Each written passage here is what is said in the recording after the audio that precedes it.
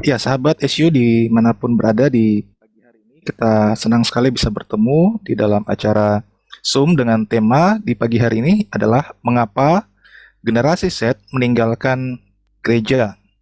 Nah, pertanyaan ini pasti pernah ya terpikir di dalam pikiran kita ketika melihat kenapa eh, anak-anak remaja pemuda ya, kalau generasi Z ini usianya antara 13 sampai 26 tahun seperti itu, eh, semakin sedikit datang beribadah di gereja, ataupun kalau ada biasanya hanya menjadi pribadi yang pasif ya, cenderung menjadi seperti jemaat biasa yang tidak mau terlibat di dalam kegiatan atau pelayanan-pelayanan di gereja. Nah, mengapa itu terjadi? Dan tentunya kita akan bersama-sama menemukan jawabannya di dalam acara ini yang akan disampaikan atau dipandu oleh Bapak Evangelis Michael Christian MAMSI, MC ya, MC Psikologi. Beliau ini adalah seorang konselor dan juga pendiri dari Guiding Counseling Center itu Pak ya. Dan ya sudah hadir di tengah-tengah kita Bapak Michael Christian. Selamat pagi Pak. Selamat pagi Pak Irvin dan juga rekan-rekan. Shalom semuanya. Tenang bisa bertemu di Zoom ini. Ya, senang juga bisa bertemu Pak dan pastinya ada materi atau pemahaman baru yang akan segera diberikan kepada kita. Namun sebelumnya saya mengajak kita untuk mengawalinya dengan berdoa. Mari kita berdoa. Kepadamu ya Bapa kami yang ada di sorga, kami bersyukur untuk waktu pertemuan yang baik ini Tuhan berikan kepada kami melalui Zoom. Kami percaya bahwa waktu yang diberkati oleh Tuhan ini akan memberikan kepada kami pemahaman yang baru tentang generasi Z dan mengapa mereka seolah-olah meninggalkan gereja. Tuhan, kami mungkin sebagai seorang pelayan atau hamba Tuhan ataupun orang-orang yang terlibat di dalam pelayanan terhadap generasi Z, mampukanlah kami untuk bisa memahami materi ini dengan baik dan kami bisa melakukan pelayanan kami dengan lebih baik lagi, menjangkau mereka supaya mereka pun bisa hadir di dalam pertemuan-pertemuan ibadah di gereja lokal kami masing-masing dan juga mereka mau terlibat secara aktif melayani Tuhan di dalam gereja kami masing-masing. Tuhan, berkatilah hambamu Bapak Michael Christian yang akan menyampaikan materi di pagi hingga siang hari. Demi nama Yesus Kristus, Tuhan kami berdoa. Amin. Ya, langsung saja Pak, saya serahkan kepada Pak Michael untuk menyampaikan materinya dan kita ada waktu kurang lebih 50 menit ke depan untuk menyampaikan materi ini. Setelah itu kita akan juga melihat bersama-sama pelayanan BGA yang dilakukan oleh Scripture Indonesia terhadap kaum generasi Z dan juga setelah itu baru kita membuka kesempatan untuk sesi tanya jawab. Silahkan Pak. Ya, terima kasih Pak Irvin dan juga rekan-rekan. Senang bisa kenal dan ada muka-muka yang saya familiar. Jadi rasanya bahagia sekali bisa melihatnya gitu ya. Nah, Bapak Ibu dan rekan-rekan, saya share sedikit ya. Saya adalah konselor penuh waktu di Gading Counseling, juga mendirikan Gading Counseling. eh Awalnya itu memang buat orang-orang daerah Kelapa Gading ya. Saya tinggal di Jakarta Utara, Kelapa Gading, makanya namanya Gading Counseling. Tapi karena pandemi justru bisa melayani banyak orang, bahkan di luar negeri yang jauh-jauh bisa kami layani. Dan di situ saya ketemu banyak eh, klien begitu ya, Bapak Ibu. Jadi karena kami itu base-nya family, jadi saya bisa ketemu anak, remaja, pemuda gitu ya, dan juga eh, menemukan banyak generasi milenial dan generasi Z itu cukup banyak ya. Artinya pergumulan counseling, pergumulan dengan kesehatan mental itu juga dialami oleh Gen Z gitu ya dan bahkan semakin lama semakin banyak. Nah, saya juga melayani di Gereja Isa Al-Masih di di daerah Raja Wali sebagai hamba Tuhan di khusus untuk pemuda dan remaja. Jadi keseharian saya juga bertemu gitu dengan para anak-anak remaja dan pemuda yang otomatis ya generasi Z dan juga generasi milenial. Dan memang ini suatu hal yang unik ya, yang unik yang kita itu saya bersyukur ini akhir-akhir ini banyak sekali penelitian-penelitian ya, khususnya dari bilangan research itu ya, untuk gereja, untuk anak-anak muda, dan itu suatu hal yang advance luar biasa karena biasanya dilakukan di luar negeri. Ya, dan ini adalah topik yang sangat relevan, ya, mengapa generasi Z ini meninggalkan gereja. Jadi hari ini kita akan kupas, kita akan share mengenai tema ini ya. Dan saya disclaimer dulu, saya banyak kasih penelitian-penelitian ya, jadi dari luar negeri, dari Barna, gitu-gitu, dari Bilangan, dan juga ada para magister teologi yang meneliti gitu. Jadi akan banyak penelitian-penelitian, tapi ntar saya akan lihat waktunya. Kalau memang saya ngerasa, oh ini sesuatu hal yang kadang-kadang penelitian itu ada tumpang tindihnya. Nah, saya akan lewati, saya akan percepat, gitu, sehingga kita bisa masuk kepada intinya gitu ya, mengenai kenapa generasi Z ini meninggalkan gereja. Ya, itu Bapak Ibu. Nah, ini saya akan memulai mengenai mengapa generasi Z meninggalkan gereja. Ini semua bisa dilihat ya, Bapak Ibu, terlihat ya, aman ya? Oke, Aman ya. sip. Ya, puji Tuhan. Ya, eh, ya. Nah, saya akan memulai dari Mazmur 78 ayat 4 sampai 7 itu mengatakan begini. Kami gitu ya tidak hendak sembunyikan kepada anak-anak mereka, orang tua ini tidak ingin menyembunyikan kepada anak-anak, tapi kami akan ceritakan kepada angkatan yang kemudian puji-pujian kepada Tuhan dan kekuatannya dan perbuatan-perbuatan ajaib yang telah dilakukannya. Yang telah ditetapkannya peringatan di Yakub dan hukum Taurat diberinya di Israel. Nenek moyang kita diperintahkannya untuk memperkenalkannya kepada anak-anak mereka, supaya dikenal oleh angkatan yang kemudian, supaya anak-anak yang akan lahir kelak bangun dan menceritakannya kepada anak-anak mereka. Ya, jadi dari generasi, berbagai macam generasi itu ya, dari generasi World War terus sampai Boomer sampai X sampai Z harusnya ya, dan supaya mereka menaruh kepercayaan kepada Allah dan tidak melupakan perbuatan-perbuatan Allah, tetapi memegang perintah-perintahnya. Nah, jadi firman Tuhan juga bicara bahwa sebetulnya dari generasi ke generasi gitu ya, harus diceritakan tentang pujian, tentang kekuatan, tentang perbuatan Tuhan yang ajaib gitu ya, tentang apa yang Tuhan lakukan gitu ya. Nah, itu harusnya diberitakan. Ya, meskipun kita tahu setiap generasi pasti ada challenge-nya, ada tantangan-tantangannya. Nah, kita perlu mengenal generasi Z itu apa, kenapa bisa ada generasi Z gitu ya. Jadi di dalam teori generasi gitu atau generation theory itu tokohnya itu Codrington dan Grant Marshall itu dia menuliskan ada 5 generasi manusia berdasarkan tahun kelahirannya. Jadi sebenarnya dari sebelum generasi baby boomer tentu saja ada ya generasi-generasi di perang dunia itu ada. Tapi kita mulai dari baby boomer yang lahir tahun 46 sampai 64 itu baby boomer. Ya, saya itu bukan baby boomer, saya lebih ke X sebetulnya. Tapi kadang-kadang kalau saya ketemu anak saya yang memang remaja ya usia 13, 14, 12 dan 6 ya. Sebentar lagi 14, 12 dan 6. Saya sering dibilang, papi boomer gitu ya. Artinya papi jadul banget gitu ya. Berbeda dengan apa yang mereka pikirkan. Nah, generasi X itu 65, 79, ya saya di situ. Generasi Y 80 sampai 1995. Dan ini sering disebut generasi milenial. Tapi generasi Z itu adalah anak-anak yang lahir di tahun 96 sampai 2009. Ini macam-macam. Ada yang bilang 96 sampai 2009, 95 sampai 2010 sampai 2012 ya. Tapi kira-kira di area itu disebut I generation atau generasi net, generasi internet. Ya, kenapa? Karena udah banyak sekali kan iPhone itu mulai juga udah ada gitu. Lalu mereka banyak pakai, lalu internet. Jadi disebutnya I generation atau generasi internet. Lalu yang berikutnya itu generasi alpha, itu dimulai dari tahun 2010. Ya, saya ada anak yang paling kecil 2016, ini generasi alpha. Ya, akhir dari generasi yang masih ambigu dan belum ditentukan, disebutnya generasi alpha. Nah, Gen Z ini juga tadi saya bilang, banyak yang mengatakan umurnya, teorinya banyak, dari tahun 95, 96 gitu ya, sampai tahun 2012. Itu generasi setelah milenial ya, dan kalau dari Barna bilang dari tahun 99. Tapi Badan Pusat Statistik itu justru ditulisnya dari tahun 97 sampai 2012. Ya, jadi usianya saat ini ya 10 tahun sampai 25 tahun.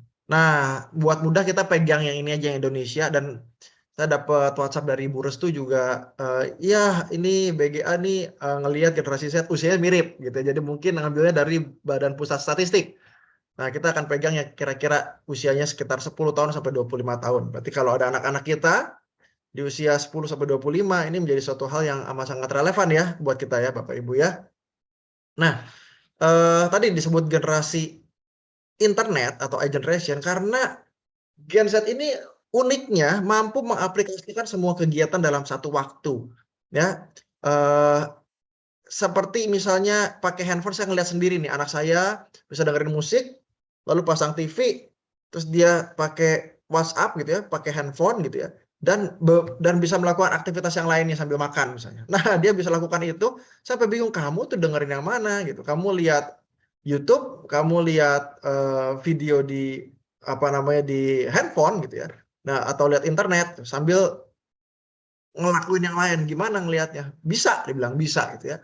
Jadi amat sangat melek internet ya, ponsel, browsing dengan PC, musik gitu ya, dan mereka dari kecil sudah mengenal teknologi dan akrab. Apalagi pada saat kita pandemi ya Bapak Ibu, setiap anak-anak itu ya menurut teori psikologi itu nggak baik anak-anak pegang gadget dari sampai 2 SMP.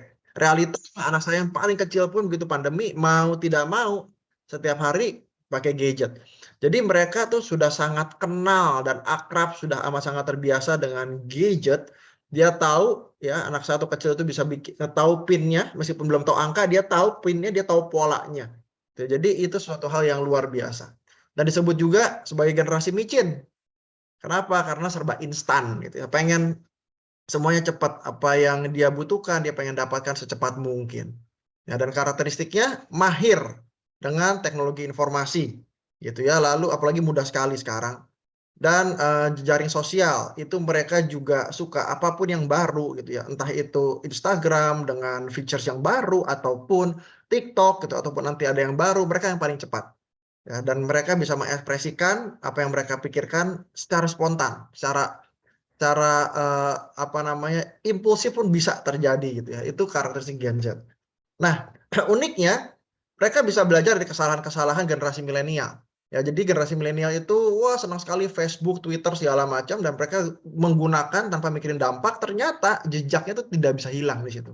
Dia begitu dia tulis something di situ sesuatu hal yang memalukan gitu atau mengupload sesuatu hal yang memalukan, ternyata itu tidak bisa dihilangkan. Nah, generasi Z itu belajar dari kesalahan-kesalahan tersebut, jadi mereka memilih platform yang sifatnya lebih private dan tidak permanen. Makanya IG story yang cuma 24 jam lalu hilang, mereka senang. Gitu ya. Oh, masuk ke Telegram karena nanti bisa dihapus, bisa dihilang, nggak pakai WhatsApp ataupun Signal. Nah, mereka akan ngerti sekali hal-hal seperti itu dan tahu bahwa ini bisa di-delete oleh mereka. Nah, mereka belajar dari situ. Jadi mahir sekali dan peka sekali ya. Lalu mereka juga punya keunikan itu cenderung toleran dengan culture. Ya, jadi waduh kalau misalnya saya pernah salah dikit saya nyebutin, aduh tuh anjing hitam banget. Papi rasis. Lah, aku bingung loh, memang anjing itu hitam. Anjingnya hitam sekali bisa rasis gitu ya. Kenapa? Karena mereka banyak dengar dari internet tentu saja gitu ya.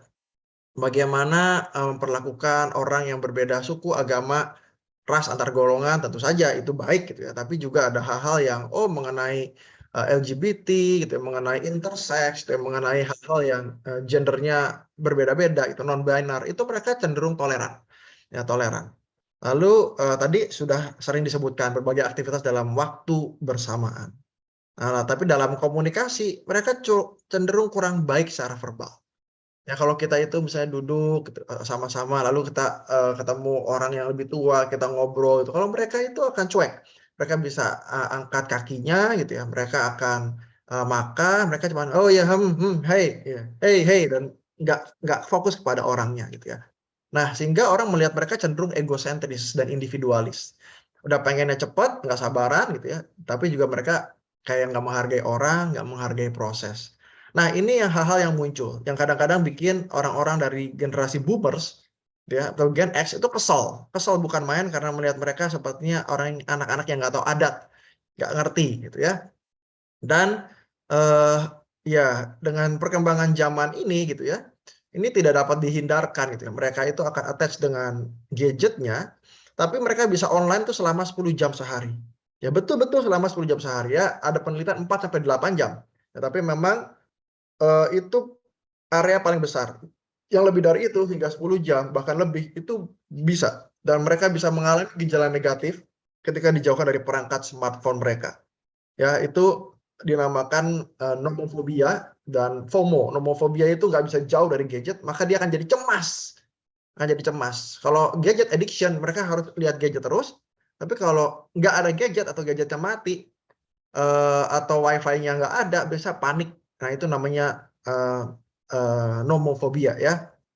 Lalu mereka juga menggunakan TV, internet, dan radio. Meskipun sebenarnya internet ya yang paling banyak. Radio mereka senang lagu-lagu old gitu ya, karena lagu-lagu yang sekarang ini buat mereka sepertinya nggak relevan gitu. Aneh-aneh, yang lalu lebih enak. Jadi mereka suka dengerin radio, TV, dan internet. Ya, meskipun lebih banyak ke internetnya ya. Nah, ini tadi yang saya bilang, penelitiannya itu cuma 6% yang nggak pakai yang screen-nya tuh 0 gitu ya, tapi rata-rata tuh 31%. Ya, 31% dan 26% ini yang dua tertinggi. Jadi sekitar 4 jam sampai 8 jam lebih, mungkin sekitar 10 jam. Ya, itu yang mereka eh, tunjukkan di berbagai macam belahan dunia, Bapak Ibu. Jadi kalau kita ngelihat mereka kayak gitu, nggak usah kaget. Ternyata di mana-mana seperti itu ya.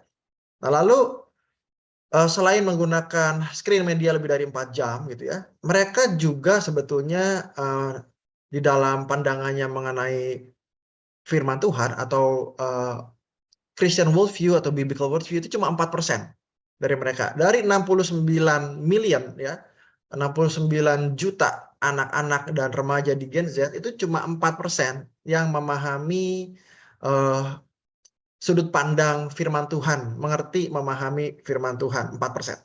Dan 1 dari 3 remaja itu mereka menilai gender, menilai aku ini laki atau perempuan ya, itu bukan berdasarkan dari fisiknya, tapi dari feelingnya. Oh, saya ngerasa saya ini perempuan.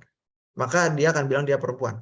Ya, saya punya klien yang 6 SD, dia memang mengalami kekerasan di dalam rumah tangga, dipukul oleh orang tuanya, oleh papanya secara khusus, ya, dan dia punya saudara semua perempuan. Nah, dia merasa nih, dia ngomong, Pak, saya tuh suka pakai pink segala macam bukan karena saya protes gitu ya, tapi karena saya itu merasa saya ini perempuan. Meskipun tubuh saya laki-laki, saya ini perempuan. Saya ini perempuan. Jadi suatu saat nanti dia bisa berpikir, kalau saya udah 17 atau 18, saya mau operasi kelamin. Itu dia ngomong pada saat dia umur 12 tahun ya, 6 SD. Nah, ini something yang cukup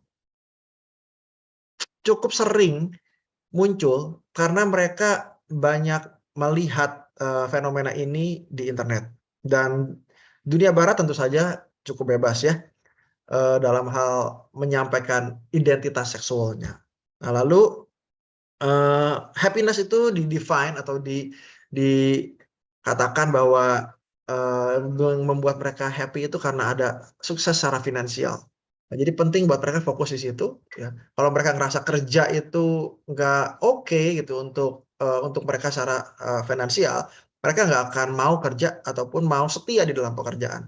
Mereka akan mikir gimana caranya supaya saya punya sukses finansial itu sukses dan dia happy di situ.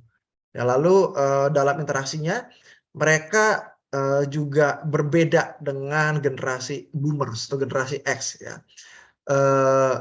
Dan meskipun setengahnya mengatakan orang tua itu adalah role model gitu ya, tapi cuma sepertiga yang memiliki kedekatan dan melihat diri orang tua itu sebagai bagian dari diri mereka gitu ya. Jadi justru hubungannya sangat complicated gitu ya. Mereka bisa mengakui orang tua mereka, bahkan bisa mengagumi apalagi kalau orang tua mereka sukses, tapi mereka tidak menempatkan keluarga itu sebagai pusat gitu ya dari perkembangan diri mereka gitu ya. Itu keunikannya Gen Z juga, Bapak Ibu.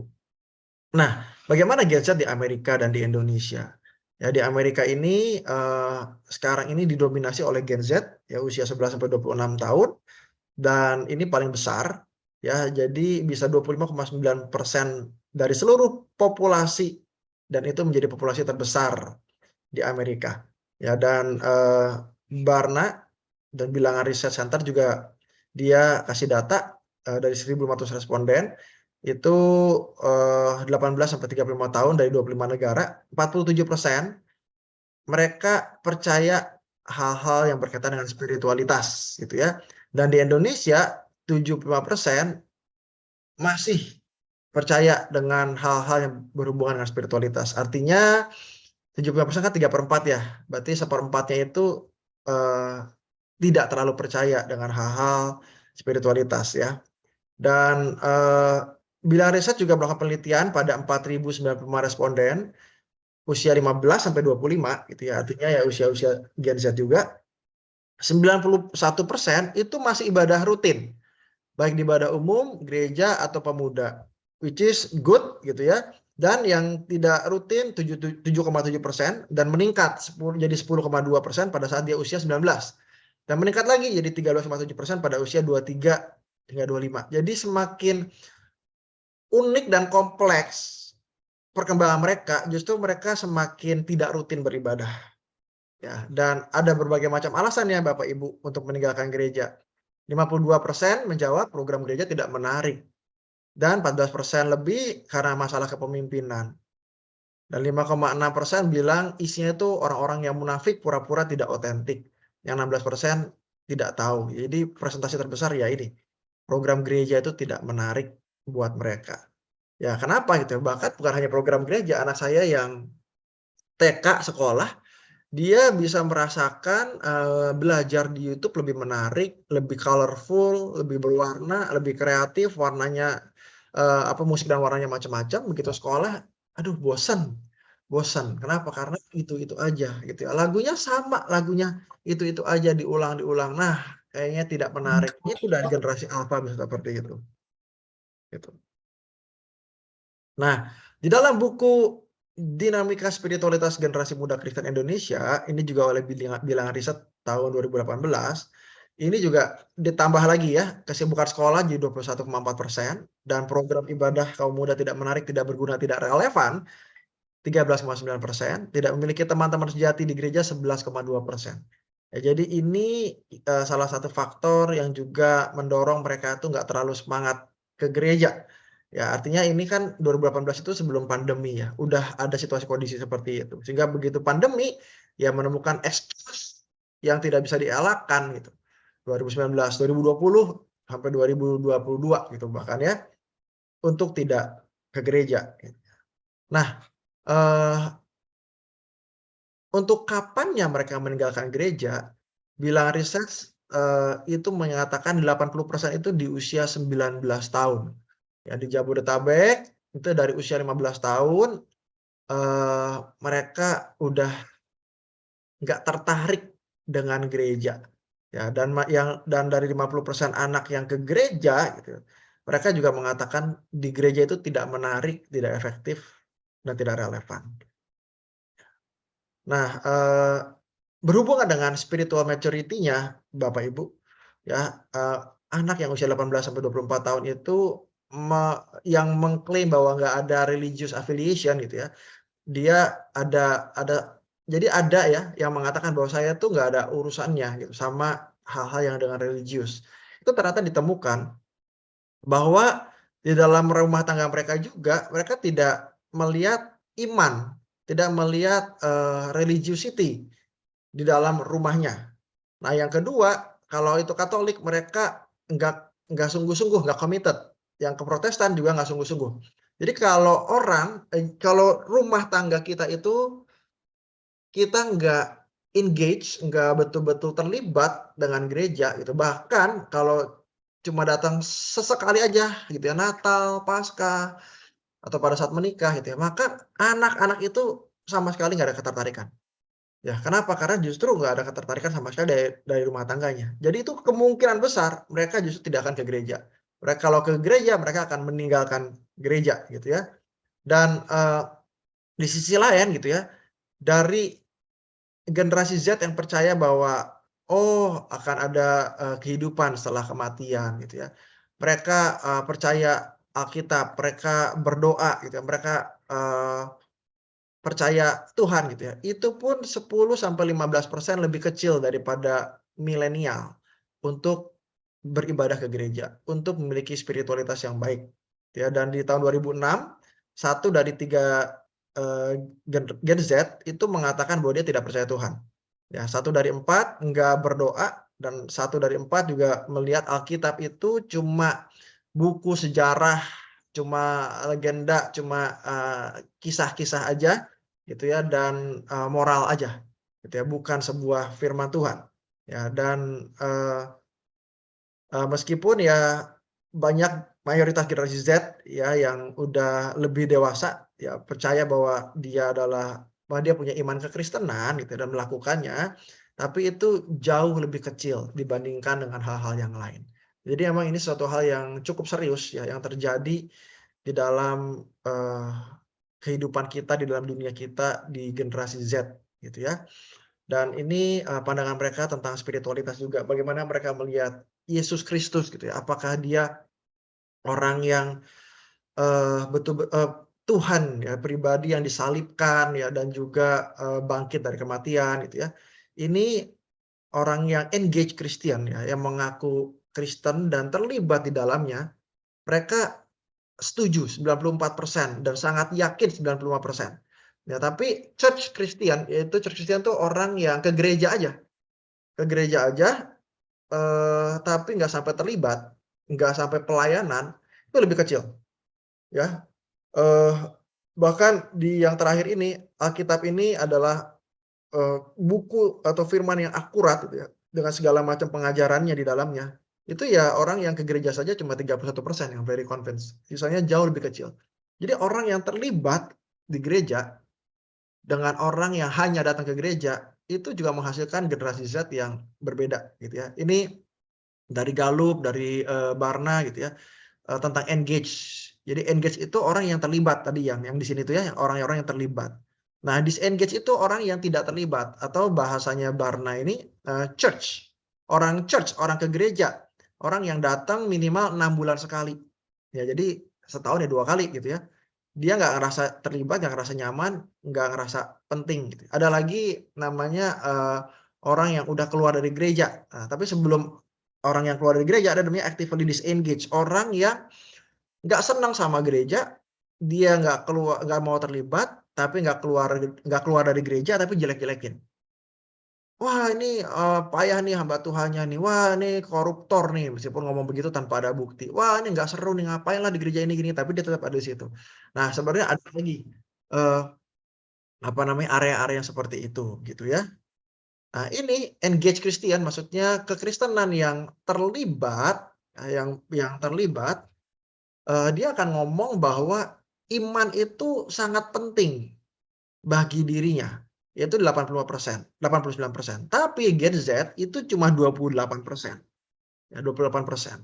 Dan, religious faith gitu ya penting bahwa memiliki iman untuk masa depannya, eee, itu 53% buat orang yang engage gitu ya, dan 15% buat orang yang hanya datang ke gereja. Jadi memang signifikan banget orang yang, masuk ke gereja, lalu terlibat di dalamnya, melayani bersama-sama gitu ya, itu akan punya respon yang amat sangat berbeda, ya. Nah, dan juga di dalam pandangan-pandangan moral, ya orang yang, eee, melayani di gereja ya, mengatakan bohong itu dosa 77% gitu ya. Terus, kalau sampai marijuana itu legal, kamu akan tetap pakai atau enggak gitu ya, itu masih 63% gitu ya, mereka bisa nggak mau menolak. Aborsi itu salah 80%, pernikahan harusnya komitmen, nggak ada perceraian 91%, seks sebelum menikah itu salah 76%, homoseksual itu morally wrong 77% gitu ya, tapi yang Church Christian jauh lebih rendah semua faktornya. Nah, semua faktornya jauh lebih rendah. Nah, jadi kita juga bisa ngelihat ya bahwa, generasi Z ya dengan ketidakberuntungan gitu ya, kita semua 2 tahun absen tapi efeknya lebih besar gitu ya, selama pandemi ini gitu, efeknya lebih besar di generasi Z. Dan keunikan lainnya mereka juga pragmatis. Lalu, problem solver dan entrepreneurial, jadi artinya mereka senang sekali doing business, gimana caranya bisnisnya berkembang gitu ya, mereka bisa bikin non-profit enterprise gitu ya, dan mereka nggak suka untuk, "Oke, kamu misalnya ini ya, sapu sapu secara volunteer sapuin pohon, sapuin daun-daunan gitu ya, kerja bakti, mereka nggak akan mau. Mereka mikirnya, saya maunya bikin non-profit organization sekalian, yang besar sekalian, ngapain cuma nyapu-nyapu doang gitu ya. Bikin bisnis, ngapain saya kerja sama orang. Nah, dan sebetulnya mereka mengalami kesehatan mental lebih besar. Jadi Bapak Ibu, saya juga menemukan banyak Gen Z ya, yang datang yang sekarang ini, eee, Bapak Ibu boleh cek di IG kami ya, IG-nya @gadingcounseling ya, konselingnya bahasa Indonesia Gading Counseling. Kami masukin beberapa story gitu, ada namanya romantisme kesehatan mental. Jadi Gen Z yang zaman sekarang itu senang sekali menunjukkan mereka punya mental problem, punya masalah mental. Ya, jadi misalnya depresi, dia akan, ngomong kepada, orang-orang di internet bahwa saya tuh depresi. Ya saya selama sekitar 16 tahun menjadi counselor, jarang, bisa dibilang hampir tidak pernah lah orang ngomong, "Weh, saya sedang konseling sama Pak Michael." Itu nggak mungkin. Orang cenderung malu gitu ya buat datang konseling itu, "Aduh, saya nggak mau dianggap ada masalah." Tapi Gen Z beda. Dia bisa foto dengan konselornya, dia sebar, "Eh, saya konseling loh dengan Pak Michael. Nih cari psikolog Pak Michael di Gading Konseling." Terus udah gitu dia publikasi. Dia bisa ketemu psikiater lalu pasang video, lalu dia bisa, "Ini pada saat saya ketemu psikiater," terus dia nangis nangis nangis nangis, apa namanya, pada saat saya lagi depresi seperti ini. Lalu dikasih obat sama psikiater, dia kasih lihat. Bahkan ada yang melukai dirinya sendiri, supaya apa, supaya diterima oleh lingkungannya. Jadi lingkungannya pun ternyata kita ini generasi Z nih generasi yang something big nih, punya problem nih, kita kompleks nih. Dan, kita ini punya problem mental. Nah, seolah-olah itu jadi keren, jadi tren, makanya disebut romantisme atau glorifikasi kesehatan mental. Nah, ini membuat mereka justru punya mental health issue yang lebih serius, ya di generasi Z. Ya udah nggak suka gereja, dianggap nggak relevan, mereka mau meninggalkan gereja gitu ya, lalu mereka bangga dengan mental problem, lalu mereka besar-besarkan. Nah, sehingga itu jadi something yang very strong, kuat sekali kalau mereka semakin unik, semakin nyentrik, semakin aneh, maka mereka akan semakin eksis. Seolah-olah seperti itu ya. Nah, lalu mereka juga, apa namanya, value safety. Safety dalam artian apa? Ya mereka nggak banyak keluar gitu ya, mereka nggak cari-cari pasangan, lalu, berhubungan seks misalnya, atau minum minuman gitu ya, atau berantem gitu, model zaman dulu mereka nggak pakai seperti itu gitu ya. Mereka lebih, oh ya yang gampang, yang simpel, mau cobain apa, cobain marijuana gitu ya, lebih aman daripada alkohol. Nah, itu penelitinya, Twingy ya 2017. Lalu, mereka juga berhati-hati dengan apa yang mereka, apa namanya, posting gitu ya. Sesuatu hal tadi saya bilang di awal, yang bisa di-delete, suatu hal yang cuma 1 hari, besoknya udah nggak ada lagi. Mereka bisa kontrol, penting buat mereka bisa kontrol. Nah, pertanyaannya why? Kenapa hal itu bisa terjadi? Kenapa Gen Z itu bisa begitu unik gitu ya? Kenapa kita menemukan anak-anak zaman sekarang amat sangat berbeda dengan, value-nya berbeda dengan apa yang kita punya sendiri ya Bapak Ibu, ataupun selama ini kita dibesarkan. Nah, yang pertama itu karena faktor teknologi, itu tidak bisa dihindarkan. Nah, tadi ada nomophobia, ada FOMO, fear of missing out. Ya, sehingga ini tuh betul-betul teknologi ini benar-benar mengubah dari aspek kehidupannya para remaja kita, gitu ya. Secara fisik mereka lebih safe, mereka di rumah, mereka senang dengan gadgetnya, tapi secara psikologi mereka lebih rapuh, lebih vulnerable. Ya, contohnya banyak anak remaja yang tidur dengan handphone, ya, terus, sebelum tidur mereka akan cek sosial media, ya, dan setelah bangun yang mereka cek adalah handphone mereka. Ya, jadi kayak kemarin nih saya masih rapih-rapihin presentasi ini gitu ya, mempersiapkan, apa namanya, buat materi ini, sampai malam, anak saya tuh masih belum tidur juga, saya dengar, "Loh, kok belum tidur?" Begitu saya keluar, masuk gitu ya, masuk ke dalam kamar mereka, dua-duanya lagi megang handphone. Saya punya 2 anak yang sudah remaja ya, yang, masih pegang handphone, saya bilang, tidur sekarang." Nah, masih mau nurut, tapi saya tahu bahwa handphone itu selalu ada di tangannya. Yang lebih besar masih lebih gampang untuk bisa naruh, yang lebih kecil lebih nempel justru. Yang lebih muda itu lebih nempel. Nah, kenapa? Karena sebetulnya tanpa sadar gitu ya, kalau mereka ini dibiarkan, maka akan muncul namanya nomophobia dan FOMO, gitu ya. Ketakutan kehilangan berita, ketakutan kehilangan mereka nggak ada gadget itu mereka akan jadi bosan, jadi bingung gitu. Itu namanya nomophobia dan FOMO. Ya, dan sehingga pada saat mereka kurang tidur tentu saja dan penggunaan teknologi itu akan berpengaruh kepada perkembangan otak mereka, gitu ya. Sehingga mereka jadi lebih sulit konsentrasi, mereka jadi lebih lemah, ya, lesu, gitu. Mereka nggak semangat, mereka nggak bergerak, gitu ya. Mereka cenderung diam, tulang mereka bisa sakit, skoliosis dan lain-lain gitu. Sehingga banyak sekali faktornya dari sisi otak maupun dari sisi fisiknya, begitu ya. Nah, the so called Google culture gitu ya, budaya Google ya, mereka juga senang belajar dari Google. Semuanya gampang, mereka bisa nemuin jawaban-jawaban, apapun itu gitu ya, bahkan ada persoalan yang diberikan oleh gurunya, mereka cari di Brainly. Udah ketemu persis apa seperti yang dibutuhkan gitu ya. Dan ya udah pakai cara seperti itu aja. Jadi mereka nggak ngerasa terlalu perlu untuk berkonsentrasi, untuk nulis, untuk ngafalin, untuk refleksiin gitu ya, untuk mendalami suatu hal mereka nggak terlalu pusing, nggak penting gitu ya. Kalau zaman dulu, aduh ngapain sih hitung-hitung udah ada kalkulator, buat mereka sekarang udah ada handphone, ngapain lagi belajar mau tahu, gampang dari situ. Nah artinya juga kalau pada saat mereka ke gereja gitu ya, mereka nggak bisa tahan lama untuk duduk diam, nggak ngapa-ngapain, nggak boleh pegang gadget, lalu konsentrasi, fokus, bahkan menulis catatan khotbah dan mau merefleksikan, sulit sekali buat mereka. Mereka tidak terlatih dan mereka tidak menyadari kenapa mereka tidak bisa tenang, refleks di gereja dan mendapatkan sesuatu. Nah, karena justru kebiasaan itu ya, Google culture itu ya. Nah, yang kedua itu karena perkembangan sosialnya juga, Bapak Ibu. Jadi anak-anak kita ini, itu areanya ini, di sini nih, yang paling besar tuh di identity versus confusion, usia remaja. Ya, dan mereka tuh berkembang dari kecil udah terbiasa dengan gadget gitu ya. Hal-hal apa yang mereka tunjukin ke kita dengan gadget. Nah, begitu mereka masuk ke area ini nih, di sini mungkin 10 tahun ya, jadi bagian akhir di mana industri itu menghasilkan sesuatu gitu ya, dan juga, bahwa mereka tuh bisa nunjukin sesuatu.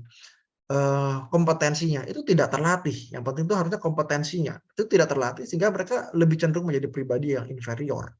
Dan pada saat usia 13 sampai 21 tahun mereka mencari identity gitu ya, atau kalau nggak mereka akan bingung, mereka akan cari dari mana? Dari Google tadi, budaya Google yang sebetulnya banyak sekali nggak tepat, ya banyak sekali nggak benar dibandingkan dengan kita-kita orang tua yang memiliki pemahaman yang lebih solid. Nah, sehingga akhirnya mereka bisa confuse dengan diri mereka. Mereka bisa, eee, "Aku ini siapa ya?" Kemarin saya ngelihat ini Bapak Ibu, ada seseorang nanya gitu ya, "Oke, apa artinya sebagai perempuan? Apa sih perempuan itu?"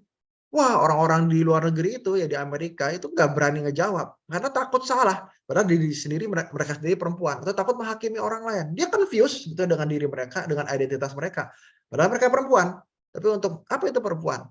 Coba jelasin." "Oh nggak bisa dong, itu tergantung." Tergantung apa? Bukan hanya tergantung tubuhnya, tapi tergantung pikiran mereka, tergantung perasaan mereka. Nah jadi identity, dengan confusion itu muncul di usia itu, dan ini usia-usia yang sebetulnya di dalam perkembangan psikososialnya, ini usia-usia yang amat sangat impacting ya, nanti saya akan bukakan lagi habis ini. Dan berikutnya juga masih masuk ke area intimacy gitu ya, intimacy itu usia pemuda, usia mereka mulai, apa namanya, berkenal dengan orang lain, harusnya lawan jenisnya gitu ya, lalu membangun relasi. Nah mereka juga bisa memiliki masalah yang besar, ya di area love itu. Nah jadi karena ada perkembangan sosial yang area ini memang area-area yang betul-betul unik gitu di dalam perkembangan manusianya gitu. Mereka juga sulit sekali gitu ya. Nah, kayak di sini saya terjelaskan lebih lanjut. Ya, di sini perlu adanya sense of complexity of life itu kuat sekali pada saat usia mereka, usia Gen Z ini remaja. Hidup itu makin kompleks ya, dan mereka itu berusaha memikirkan mana yang baik, yang benar buat saya. Di sisi lain mereka juga butuh penerimaan. Ya, dan juga mereka masuk ke relationship atau relasi yang makin lama juga makin kompleks. Jadi kebutuhannya itu besar sekali sebetulnya ya, kebutuhan untuk diakui gitu ya. Jadi mereka akan masuk masa topan badai, mereka menyadari ada complexity in life, complexity in relationship, lalu ada kebutuhan untuk diakui, diterima, dihargai, dicintai, dimiliki, itu lagi berkembang-berkembangnya di usia itu. Ya, dan pemikiran logikal mereka lagi berkembang. Ya, jadi sesuatu hal dulu dikasih tahu orang tua, telling, dan sekarang mereka mulai mikir nih, apa betul begitu? Apa betul ke gereja ini aku mau? Apa betul saya ini senang ke gereja? Dia akan mikirin gitu ya. Jadi keinginan, harapan gitu ya. Juga kepemilikan, pengen punya sesuatu lebih better daripada temannya, kebutuhan yang estetik, kelihatan bagus, kelihatan keren, indah gitu ya. Artinya kebutuhan ini untuk diafirmasi sangat besar. Nah, jadi bayangkan Bapak Ibu, dengan teknologi tadi yang nomor satu, lalu nomor dua, kebutuhan mereka untuk diakui, dihargai gitu ya, dimiliki, punya pasangan, mereka diafirmasi begitu besar, lalu gereja dan kita ini nggak ada gitu ya. Teknologi terbuka, komunitas tanpa batas, bisa ngobrol dengan orang luar negeri, dalam negeri, mau pagi, mau malam, nggak ada bedanya buat mereka. Apa yang akan terjadi? Maka paradigmanya berubah, gitu ya. Pikiran mereka tentang Tuhan itu berubah. Kenapa harus teis? Kenapa harus memiliki Tuhan? Kenapa tiga? Kenapa nggak banyak? Kenapa nggak ateis? Kenapa nggak ngelihat dunia itu kayak multiverse, kayak di Marvel gitu. Nah itu mulai muncul, ya sehingga mereka mencari-cari sesuatu hal, konsep, doktrin, pandangan akan SARA dan lain-lain yang kebablasan sebetulnya, yang berbeda. Dan pada saat mereka ketemu komunitasnya, dan komunitas itu memberikan mereka penghargaan, pengakuan, "Wah, bahwa pemikiran kamu luar biasa loh.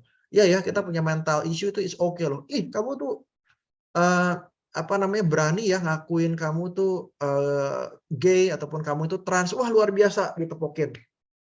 Dikasih dikasih apa namanya, emoji-emoji yang menyenangkan mereka. Mereka ngerasa apa, diakui, dihargai. Mereka ngerasa bahwa inilah tempat saya, di mana saya itu bisa berkembang, idenya, pemikirannya, dan kebutuhan-kebutuhannya. Nah ini jadi faktor yang amat sangat berpengaruh secara signifikan, ya. Klien-klien saya yang mau berubah gitu ya, yang lebih mudah berubah dengan yang enggak, ternyata yang enggak itu mereka masuk komunitas, dan komunitasnya enggak tanggung-tanggung, komunitas LGBT. Dan mereka di-push untuk, "Ayo berani nyatakan," baik di keluarga, baik di sesama teman maupun di gereja, musti berani menyatakan. Nah, jadi ya ada dari mereka-mereka itu gitu ya, mereka pegang, punya komunitas itu, mereka diakui, dihargai, terus mereka pada saat, seminar gereja tentang LGBT, mereka bisa berdiri ngomong, "Iya, saya gay, saya Kristen, terus saya happy, terus kenapa?" Gitu ya. Nah, lalu mereka report kepada komunitasnya, dan komunitasnya, wah, memuji-muji mereka. Nah, maka kelekatannya akan jadi semakin kuat, dan gereja itu tanda kutip jadi musuh bersama yang sebetulnya apa yang dilakukan tidak relevan lagi. Mereka membutuhkan pengakuan secara psikologis. Nah, itu pengaruhnya besar sekali, Bapak Ibu. Ya, dan yang ketiga itu perkembangan iman. Ya, kebutuhannya gede sekali, tapi perkembangan imannya masih kecil sekali.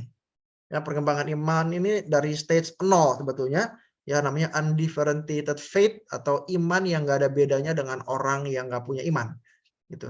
Itu stage 0. Ya, jadi kalau mereka ke gereja, nggak ada bedanya dengan orang yang lain gitu. Cuma duduk diam, nggak ada mikirin apa-apa. Nah, masuk stage 1, ini early childhood gitu ya. Ke gereja kenapa? Oh iya ketemu, temanku nih gitu. Oh ya, cuman duduk aja dengerin cerita lah ketemu teman-teman, itu stage 1. Lalu kedua gitu ya, masuk ke childhood, mythical literal faith gitu ya. Oh iya saya datang ke gereja ya supaya dapat nilai bagus, supaya diberkati. Supaya ya mami bilang ya atau papi mami bilang tuh harus ke gereja supaya hidupnya senang gitu. Ada mythical literalnya. Lalu naik lagi sintetik konvensional. Kenapa ke gereja? Ya disuruh disuruh, sama pembinanya. Ya disuruh jadi pelayan gitu, tapi ya saya nggak senang gitu. Atau disuruh jadi pengurus, ya disuruh. Jadi komitmen kepada pemimpin. Nah, itu nggak kuat Bapak Ibu, untuk mereka tuh mencintai Tuhan, lalu mencintai gerejanya. Oh enggak gitu ya. Sampai akhirnya ke individual reflective faith. Baru dia mulai ngerasain, kenapa ya kok saya, harus ke gereja ya? Kenapa ya saya itu, harus kenal dengan Tuhan ya? Siapa ya Tuhan ya? betul nggak sih gitu Tuhan itu, mengasihi saya? Betul nggak sih saya itu bisa menjadi anak Tuhan yang setia? Nah, pada saat itu muncul gitu ya, baru itu mereka lebih attach kepada gereja. Tapi sebelum itu muncul, cuma ikut ajalah ke gereja karena itu adalah sebuah budaya, sebuah tradisi, maka nggak akan muncul. Nah, ini pun nggak cukup nih, nanti begitu masuk stage 5, baru dia berpikir bahwa, "Bener nggak sih Tuhan ini satu-satunya nih?" Gitu. "Bener nggak sih agamaku ini agama yang benar gitu, yang menuju kepada keselamatan?" Gitu. Dia mulai mikirin, dia mulai banyak diskusi, dia mulai menemukan sebenarnya banyak banyak hal yang berbeda, lalu dia bergumul di situ, mana yang dia pilih. Nah, kalau dia punya stage 1 sampai stage 4 ini dia punya modal yang besar, gitu ya, sehingga akhirnya dia ngerti dan bisa ngambil pilihan kenapa dia mau balik, kenapa dia mau stay di gereja dan tidak meninggalkannya gitu ya. Sehingga tetap nanti di luar gereja pun dia punya punya faith yang tetap bisa ya menghargai perbedaan, mengasihi tapi tidak kehilangan core belief-nya.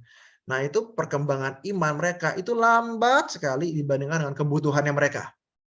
Ya, jadi kebutuhannya itu mudah sekali didapatkan dari luar, eksternal, faktor eksternal, tapi faktor internalnya lemah sekali. Nah, itu jadi PR besar sekali ya buat kita. Nah, ini yang nomor 3 tadi, ya, di level 3 dan 4 tuh harusnya area mereka gitu ya. Tapi mereka menemukan ini susah sekali untuk berpikir sintetik konvensional gitu ya. Mereka cuma, "Ya udah ikutin apa yang orang ngomong, ikutin apa yang orang ngomong," gitu. Dan kalau orang itu mengecewakan gitu, maka dia bilang, "Ah, munafik." Tadi seperti di studi sebelumnya. "Wah, munafik. Wah, pemimpin gerejanya nggak bener."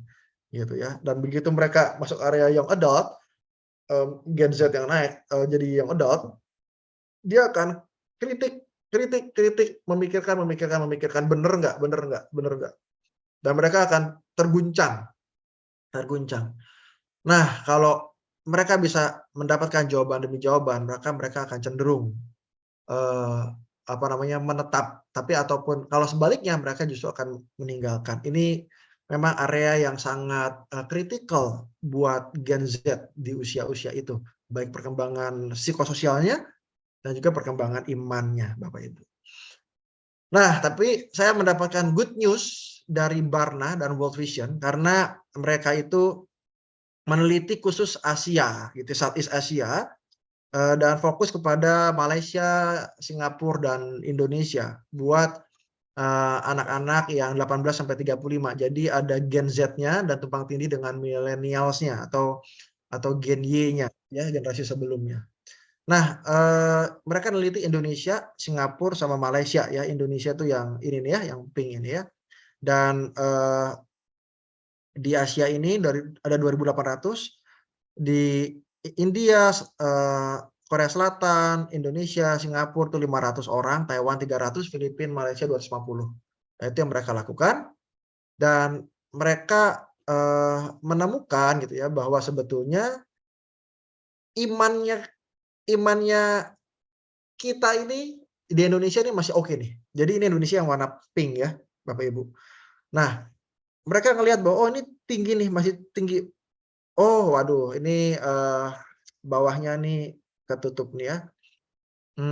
Ya, it's okay. Jadi intinya nih masih banyak hal-hal yang positif gitu ya, yang mereka lihat masih tinggi berhubungan dengan iman gitu ya, bahwa sebetulnya meskipun kita menilai mereka itu orang yang, karakternya itu antagonis di dalam hal religiosity gitu ya, usia 18 sampai 35 gitu ya, tapi justru, mereka itu punya iman yang tinggi gitu ya, bahkan ada yang ini area ini 0 nih mereka tuh mengatakan mereka tuh, eee, apa namanya, ngelihat bahwa saya nggak punya iman, itu tuh 0 ternyata ya.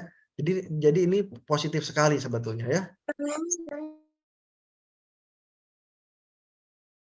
Nah, dan orang-orang yang keluar, ya drop out keluar dari gereja gitu ya, dengan hal-hal tadi yang mengerikan yang saya sebutkan, itu Indonesia ternyata cuma 17%, paling kecil ya. Mereka tidak meninggalkan gereja, justru malah lebih positif gitu ya. Dan, yang justru keluar dari gereja itu, sebetulnya adalah orang-orang Kristen, lalu nggak lagi ke gereja, itu namanya drop out ya. Dan di Indonesia itu 17%, paling sedikit paling sedikit. Nah, dalam keterlibatan gereja, Barna ini nyebut ada 4, ya. Bukan cuma engage aja gitu ya atau church, tapi dia menyebutkan ada 4. Ada prodigals. Prodigals itu dia lahir Kristen, tumbuh besar sebagai seorang Kristen, tapi nggak lagi melihat diri dia sebagai seorang Kristen. Itu prodigal, anak terhilang. Nah, nomads gitu ya, dia melihat diri dia sebagai Kristen tapi nggak datang ke gereja, pindah-pindah, nomaden gitu. Nggak ada tempat yang tetap, mereka nggak datang secara reguler. Habitual churchgoers ini orang yang memang terbiasa ke gereja, dia melihat diri dia seorang Kristen, datang ke gereja setidaknya sebulan 1 kali.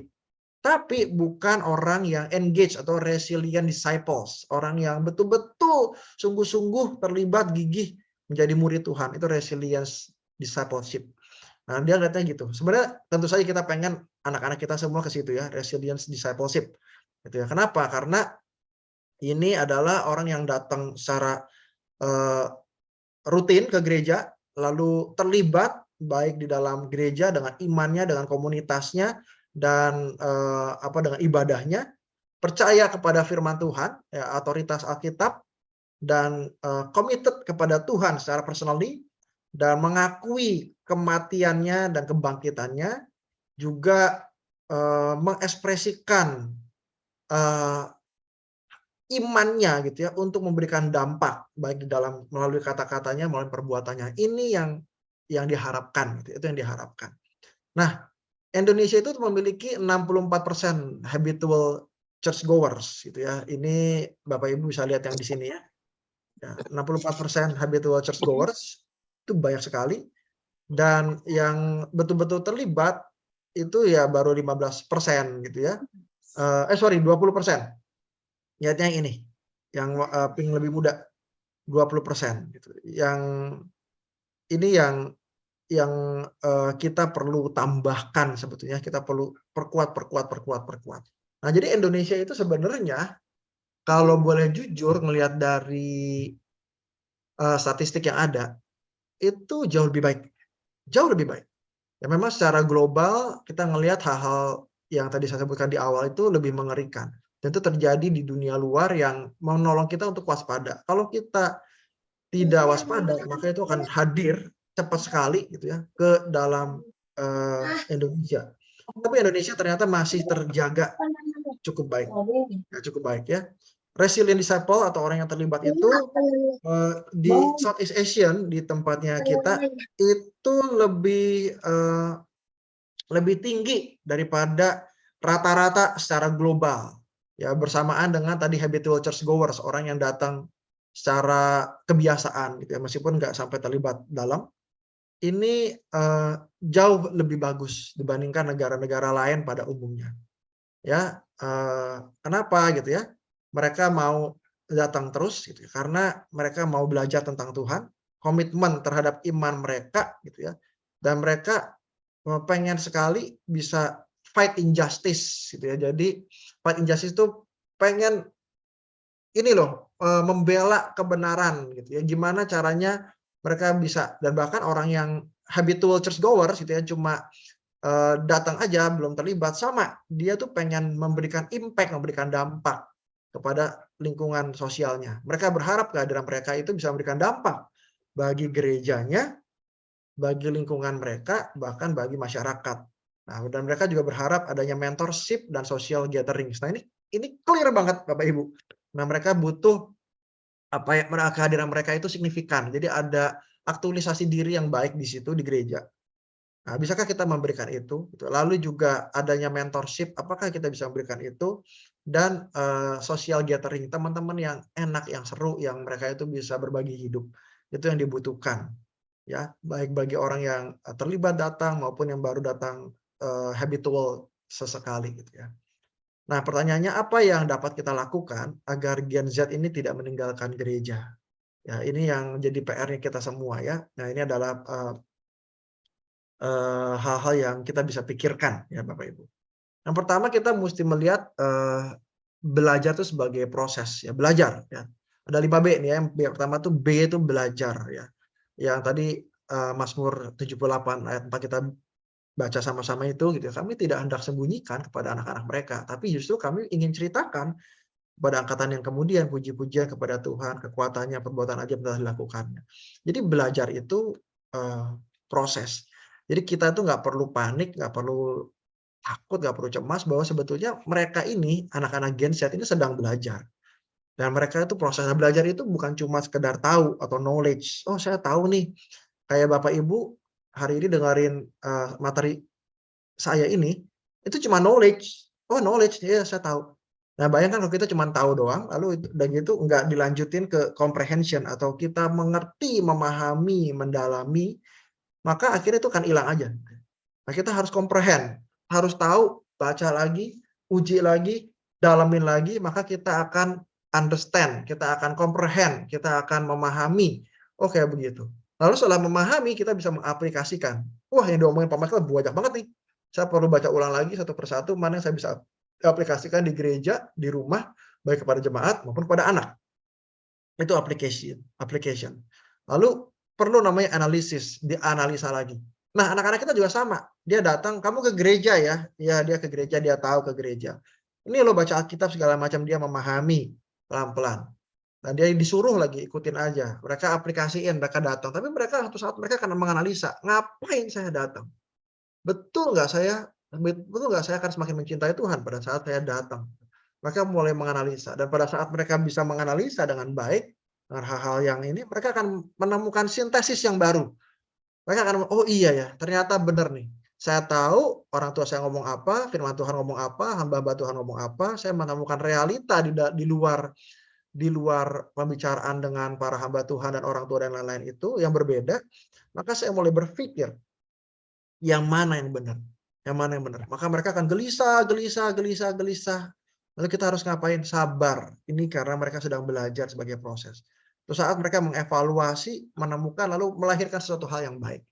Nah, pada saat mereka belajar, kita nggak panik, tapi kita juga nggak cuman mendiamkan, gitu ya. Kita juga ada di situ memperhatikan. Ya, kita lihat anak-anak kita sekolah, belajar sendiri. Memang ada anak-anak tertentu yang bisa belajar sendiri, tapi kebanyakan anak tidak bisa. Lalu kita tidak ada di situ, kita di tempat lain atau di sebelahnya malah main handphone. Maka sebetulnya kita tidak bersama dengan mereka, gitu ya. Kita tidak mindful bersama dengan mereka, kita membiarkan mereka belajar sendiri, mereka belum tentu tahu yang benar, yang salah, yang mana. Nah, ini adalah proses ya, sehingga kita itu perlu menceritakan, terus berbicara hal-hal yang baik. Nah, kenapa? Karena anak itu perlu belajar. Kita perlu ada di situ, kita perlu hadir. Dan it's okay juga, nggak usah panik pada saat mereka, apa namanya, mengalami disequilibrium, istilahnya ada ketidakseimbangan dalam pikiran mereka. Karena itu akan menciptakan keseimbangan yang baru gitu ya. Nah, jadi belajar itu sebagai proses ya, kita perlu ingat. Dan yang kedua, berkomunitas. Ya, berkomunitas, kita mesti anak itu perlu ngerti, konteks sosial dan culture-nya kita, Bapak Ibu. Dan mereka belajar juga melakukannya. Dan mereka punya skill-skills yang baru yang menolong mereka tuh bisa survive, bisa hidup di dalam zaman ini gitu ya. Berkontribusi kepada komunitas dan juga memiliki communication skills. Nah, kita bersyukur nih, gitu ya, komunitas kita itu termasuk konteks budaya kita itu Indonesia gitu ya, Bhinneka Tunggal Ika, berbeda-beda tapi tetap satu gitu ya.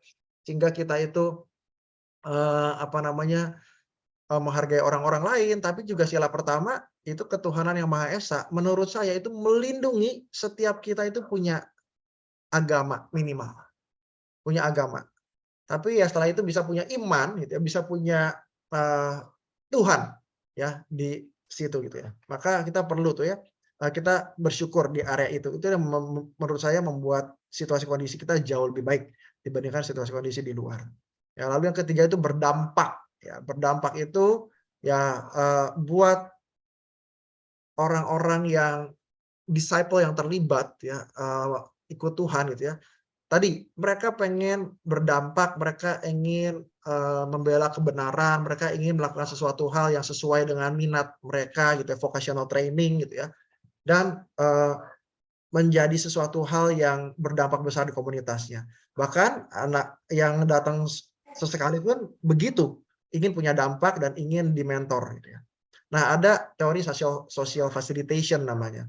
Nah ini artinya pada saat mereka melakukan sesuatu bersama-sama gitu ya, ada orang lain yang melihat mereka, mereka akan menunjukkan sesuatu hal yang lebih baik gitu. Mereka tahu ada dampaknya, mereka tahu mereka akan dihargai oleh orang-orang gereja misalnya, oleh hamba Tuhannya, bukan kesalahan-kesalahannya. Kan kadang-kadang tanpa kita sadar, mereka salah kita tegur, kalau mereka bagus kita diemin karena emang udah harusnya begitu.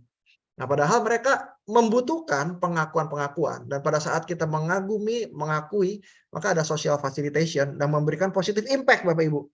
Dan mereka malah makin semangat untuk terlibat lebih dalam lagi ke gereja. Di pelayanan-pelayanan kecil di gereja gitu ya, mereka berdampak, lalu ada hasilnya, lalu kita syukuri gitu ya, dan menyatakan kepada mereka bahwa apa yang dikerjakan itu baik, yaitu apa-apa aja, itu memperkuat. Nah, tapi kalau nggak dilakukan, maka ini social loving tuh males, jadi ngapain gitu. Nggak ada gunanya kok gitu. Saya melakukan sesuatu ke gereja, nggak ada gunanya, saya bikin apa, nggak dihargain, nggak ada dampak apa-apa. Ya kalau nggak ada dampaknya, maka ngapain saya ke gereja. Itu B yang ketiga. B yang keempat itu bertekun dan menjadi role model. Nah ini bicara mengenai kita nih. Bapak Ibu, anak-anak kita tuh hidup di dalam sistem hidup kita. Ya, artinya di dalam sistem hidup kita gitu ya, dalam sistem berkeluarga, itu ada kita ya, ada kita, ada pasangan kita, ada kita sebagai orang tua, ini sistem. Terus kita anak-anak juga punya punya saudara kandung atau sepupunya gitu ya, punya sekolah, sosial sistem gitu, keluarga besar, opungnya, tulangnya, apa namanya, om tantenya, wah itu ada semua di situ gitu ya, termasuk political system. Nah, ini tuh yang kita lakukan itu tidak hanya berpengaruh kepada diri kita sendiri, tapi berpengaruh kepada kehidupan anak-anak kita juga. Ya artinya kita belajar untuk menjadi role model. Kita nggak bisa cuma suruh anak kita ke gereja, tapi kita sendiri nggak peduli. Kita nggak bisa suruh anak kita jangan berantem, tapi kita berantem dengan pasangan kita misalnya. Nah, kita nggak jadi role model gitu ya, dan kita tidak bertekun menjadi pribadi yang saling mengasihi bersama pasangan. Ya, ini penelitian dari self harm itu perilaku melukai diri pada remaja ya Bapak Ibu.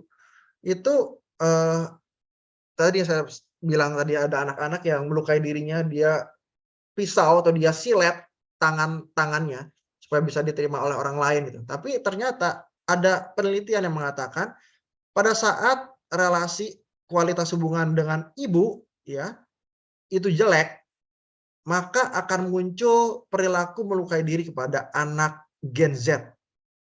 Ya, lalu kalau hubungannya dengan ibu itu baik, maka menurunkan peluang terjadinya perilaku melukai diri. Ya, anak itu lebih rentan terhadap mental health, butuh pengakuan, lalu ada konflik, dia bisa seperti itu. Lalu relasi ayah dengan ibu nih, kita dengan pasangan kita itu berpengaruh dengan tingkat keseriusan. Jadi kalau relasi dengan ibunya buruk, maka akan muncul perilaku melukai diri. Harus dia melihat relasi ayah dengan ibu itu buruk, suami dengan istri berantem, maka akan melukai diri lebih serius, lebih severe, lebih dalam. Nah, kalau relasi dengan ayah memburuk gitu ya, maka lebih sering. Jadi, wah berantem sama ayah makin sering, makin sering, makin sering. Jadi betapa besar dampak diri kita, spiritualitas kita, kita dengan pasangan, kita menjadi role model kepada Gen Z. Ya, kalau kita di rumah marah-marah, banting-banting piring, maki-maki, Gen Z kita bukan hanya kehilangan mental health-nya, dia juga kehilangan Tuhan. Dia nggak mau ke gereja. Buat gitu ya.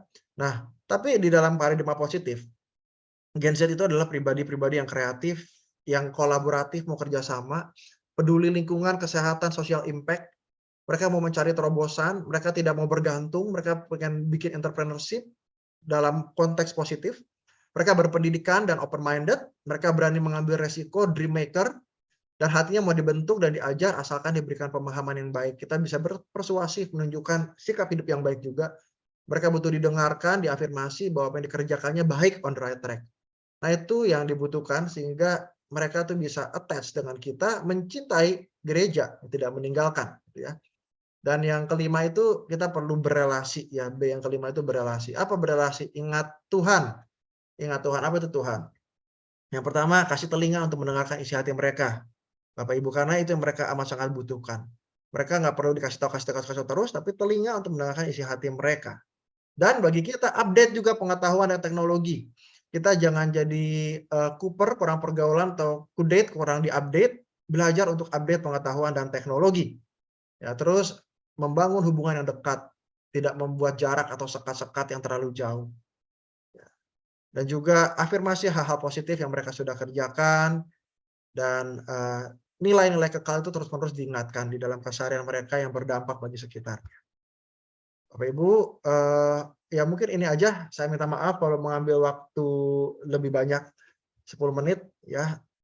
Saya kembalikan kepada Pak Irvin.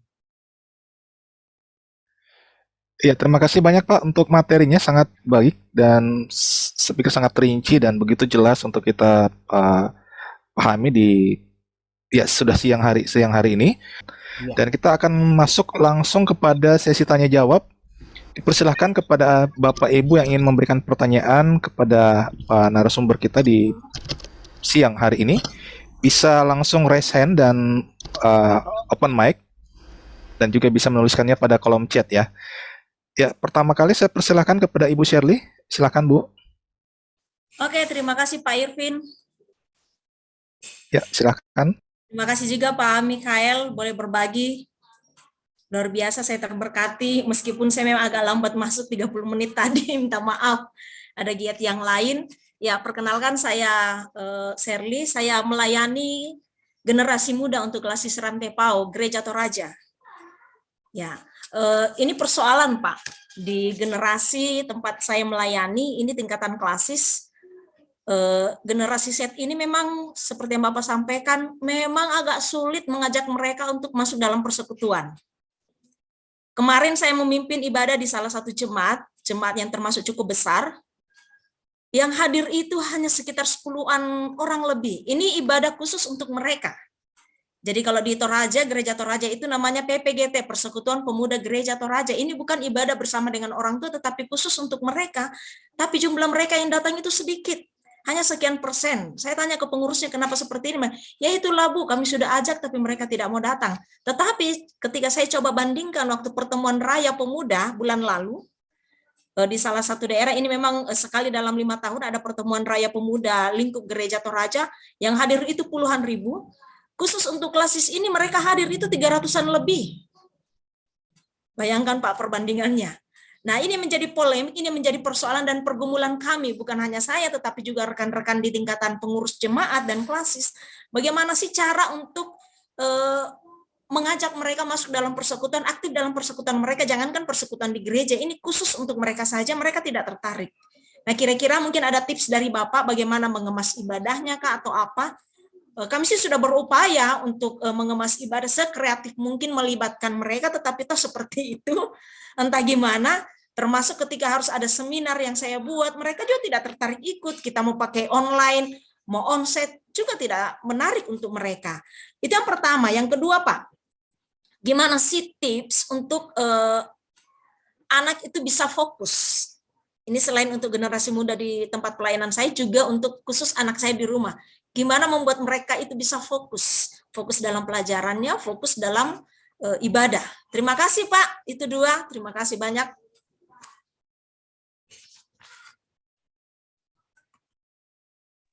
Oke, ini saya langsung jawab saja ya Pak ya. Ya, silakan Pak, langsung dijawab. Terima kasih buat sharingnya ya Bu ya. Memang ini pergumulan yang saya rasa semua gereja ya. Jadi saya tadi kalau baca di chat juga, ini Bang Bahagia Tarigan juga sama gitu, menyatakan bahwa kalau gereja ini menjadi tidak menarik, kegiatan apa gitu yang bisa menarik, yang bisa menyentuh dan membuat orang muda itu bergairah begitu kan? Pertanyaan yang sama dengan yang Bu Sher disampaikan. Memang ini challenge-nya, tantangan yang besarnya, dan aku rasa setiap daerah itu pasti ada keunikan-keunikan dan perbedaan-perbedaan. Tapi juga melihat keunikan generasi Z ya, yang terbuka dengan dengan teknologi. Memang kita juga mesti melibatkan teknologi di dalam. Jadi misalnya ya, khotbah yang one way gitu ya, khotbah yang seperti biasanya satu arah aja gitu ya, lalu tanpa ada hal-hal yang lain, biasanya mereka akan cenderung pasif. Tapi misalnya ya, Kalau kita khotbah menggunakan teknologi-teknologi tertentu, menggunakan tadi kalau Pak Jeffrey kasih game gitu ya, pakai Kahoot, udah gitu pakai Slido gitu ya, orang bisa tanya, ada survei, ada apa gitu ya. Saya ingat sekali beberapa waktu yang lalu, mungkin baru minggu lalu, setelah khotbah itu saya kasih link buat mereka masuk ke satu game, lalu semua game apa yang mereka ngomongin itu keluar situ semua. Wah itu khotbah yang harusnya cuma 30 menit itu jadi 1 jam dengan interaksinya ini sekali. Interaksinya tuh seru sekali. Nah, jadi teknologi mereka begitu, oke kita keluarin handphone, semua keluarin handphone. Masukin linknya QR code, mereka masuk, lalu mereka masuk tuh di Slido gitu ya. Umur berapa? Ada yang umur 18, 19, 13, 15, 25, keluar semua. Terus apa yang ingin kamu lakukan? Apa yang kamu ingin ada di gereja? Wah keluar. Saya pengen gereja punya drum, saya pengen gereja punya pingpong, saya pengen punya komunitas, saya pengen punya, keluar semua di situ. Terus pertanyaan nomor 3 saya kemarin sampaikan juga, baru saja. Apa yang ingin kamu lakukan supaya apa yang kamu ingin di gereja itu ada, itu betul-betul bisa ada gitu. Nah, baru mereka ngomongnya saya akan hadir. Saya akan terlibat sebagai pengurus. Saya bersedia menjadi ketua. Saya pengen menyumbang. Saya pengen menyumbang drum. Nah, itu sampai saya bilang pengurusnya coba di screenshot kasih tahu. Nah, begitu situasi kondisi itu membuat situasi kondisi yang membuat mereka tuh lebih exciting gitu. Dan satu pengalaman demi pengalaman dari satu mulut ke mulut yang lain, lalu secara konsisten kita membuat ibadah yang interaktif, yang menarik gitu ya. Lalu apa yang mereka ingin katakan, kita buat itu jadi kenyataan. Mereka pengen punya drums, mereka pengen punya apa misalnya buat main pingpong, lalu kita doakan sama-sama, kita kumpulkan dana, kita cari mereka juga siapa yang mau support. Nah, itu membuat keterlibatannya muncul. Keterlibatan, sehingga apa yang mereka butuhkan dari mereka kita fasilitasi. Ya, kadang-kadang di perkotaan bisa beda. Oh, saya pengen misalnya di dalam ibadah itu ada LED, ada lighting. Wah, kita tahu itu mahal. Tapi apakah itu memungkinkan gitu? Apakah ini menjadi sesuatu hal yang menjadi daya tarik? Bisa jadi. Nah, jadi itu semua tuh bisa dilakukan ya dengan hal-hal kita menggabungkan teknologi. Kita survei yang erat juga dengan teknologi dengan cara yang mudah sehingga mereka engage gitu. Engage itu mau terlibat sedikit demi sedikit. Nah, hal-hal sederhana saja yang bisa membuat mereka terlibat itu mendorong mereka ingin terlibat lebih besar. Lalu apa yang kita lakukan? Nah, setelah mereka mulai terlibat gitu ya, penting juga habis ibadah itu kita bikin kelompok-kelompok kecil misalnya. Nah, kelompok-kelompok kecil ini adalah kelompok-kelompok di mana mereka yang tadi udah hangat, udah ada warming up-nya, masuk kelompok kecil, lalu dibikin game-game sederhana, gitu. Lalu dibikin quizzes-quizzes yang sebenarnya social gathering begitu ya, yang ringan-ringan, itu menolong mereka satu dengan yang lainnya itu hilang rasa awkward-nya atau rasa anehnya. Nah, begitu mereka ngerasa enak, kenal, nyaman, memang yang mereka butuhkan kan lingkungan, gitu, peer. Nah, begitu mereka ngerasa nyaman, maka mereka akan cenderung punya ikatan emosi dengan orang-orang ini. Lalu setelah itu ayo kita makan bareng gitu ya, makan bareng, makanlah di kelompok itu, nggak usah banyak-banyak, mungkin sekitar 5-6 orang. Lalu ngobrol di situ. Nah, itu menolong tuh. Jadi suasana yang udah rileks, yang udah hangat, di-boost lagi baru bisa ngomong kita tuh ke depan pengen bikin event ini. Kita tuh ke depan pengen bikin kepengurusan. Kita tuh ke depan pengen membuat ini jadi nyata nih apa yang kamu pengen ini gitu ya. Misalnya punya tadi pingpong ini. Gimana caranya ya? Nah, itu mereka akan cenderung terlibat, Bu dan Pak. Ya, karena ada suasana yang kita bangun. Tapi kalau kita pakai ibadah yang oke, pokoknya datang, semua berdiri, nyanyi, tepuk tangan, duduk, lalu firman Tuhan semangat banget, lalu begitu selesai pulang. Pasti susah. Itu pasti susah. Jadi memang harus dikondisikan sesuai dengan apa yang mereka dekat. Itu teknologi. Jadi mesti manfaatkan itu ya, berinteraksi. Menurut saya itu salah satu hal yang engaging. Engaging itu membuat satu dengan lain tuh mulai masuk.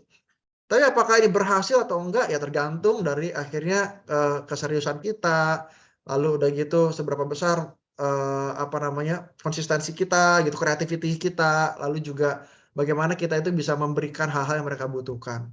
Nah, itu amat sangat bergantung dari situ dan tentu saja dalam hal ini dukungan majelis, dukungan dari jemaat-jemaat di umum untuk anaknya bisa kumpul, bisa apa itu perlu dari mereka juga. Ya, jadi ada sebuah sistem yang kita juga perlu bangun juga di kalangan gereja itu demi Gen Z ini. Nah, semoga ini menjawab nih ya, Bu Sherly, Bang Bahagia Tarigan juga.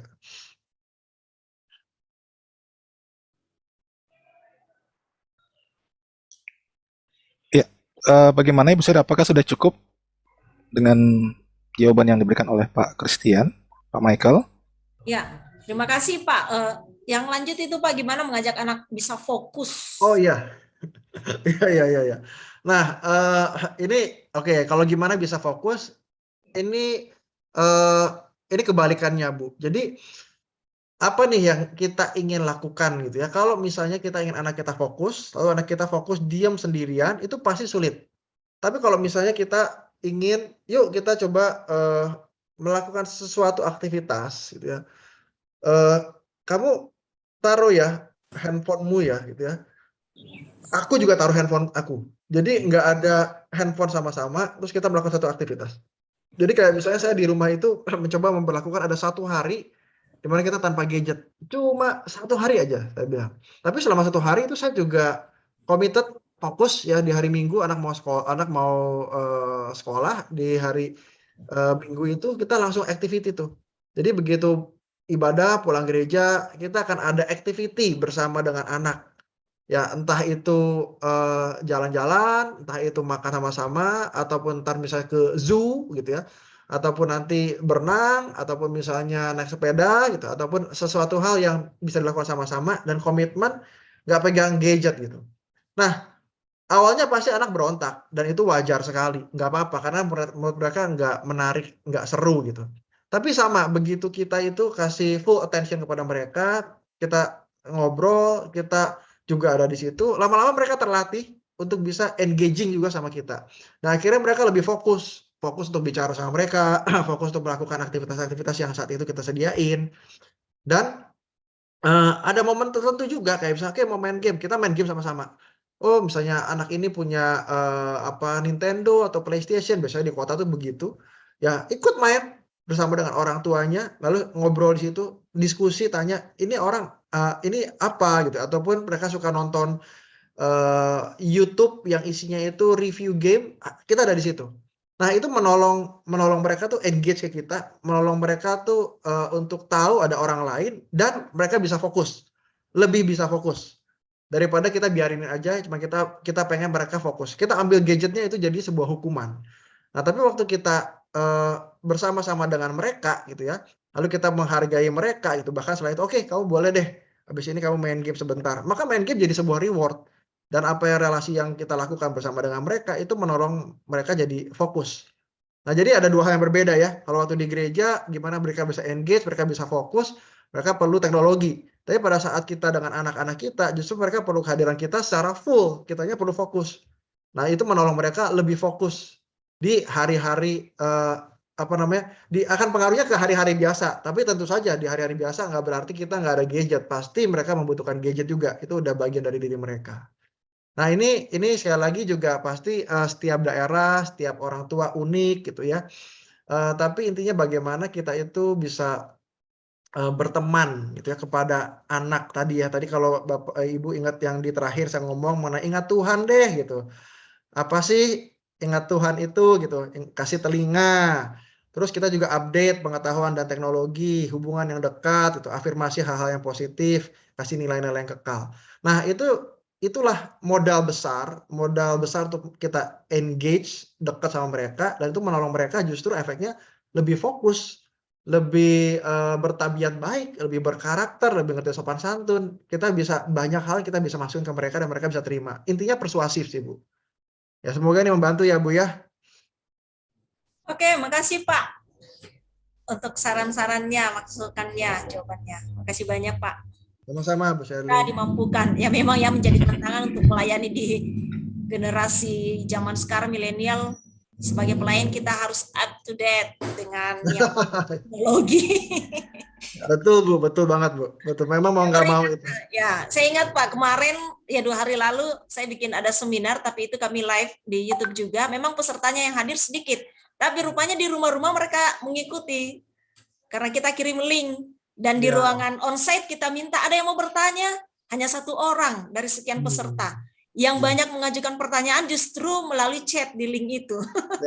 Iya. Ya, Ya, memang betul, benar bahwa betul. kita harus dekat dengan mereka secara teknologi juga. Nggak bisa ketinggalan kita kalau pelayan zaman sekarang. Betul, Bu. Betul sekali, betul. Memang itu udah jadi something yang basic-nya mereka. Jadi kita juga justru bukan menjauhkan, justru kita yang mendekatkan, kita yang update pengetahuan kita dan teknologi juga.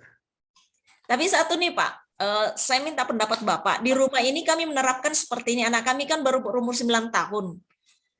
Si kakak, adik itu 7 tahun. Di rumah kita buat kesepakatan, mereka boleh menggunakan gadget, handphone, hanya di hari Minggu setelah ibadah. Selebihnya mereka tidak menggunakan itu.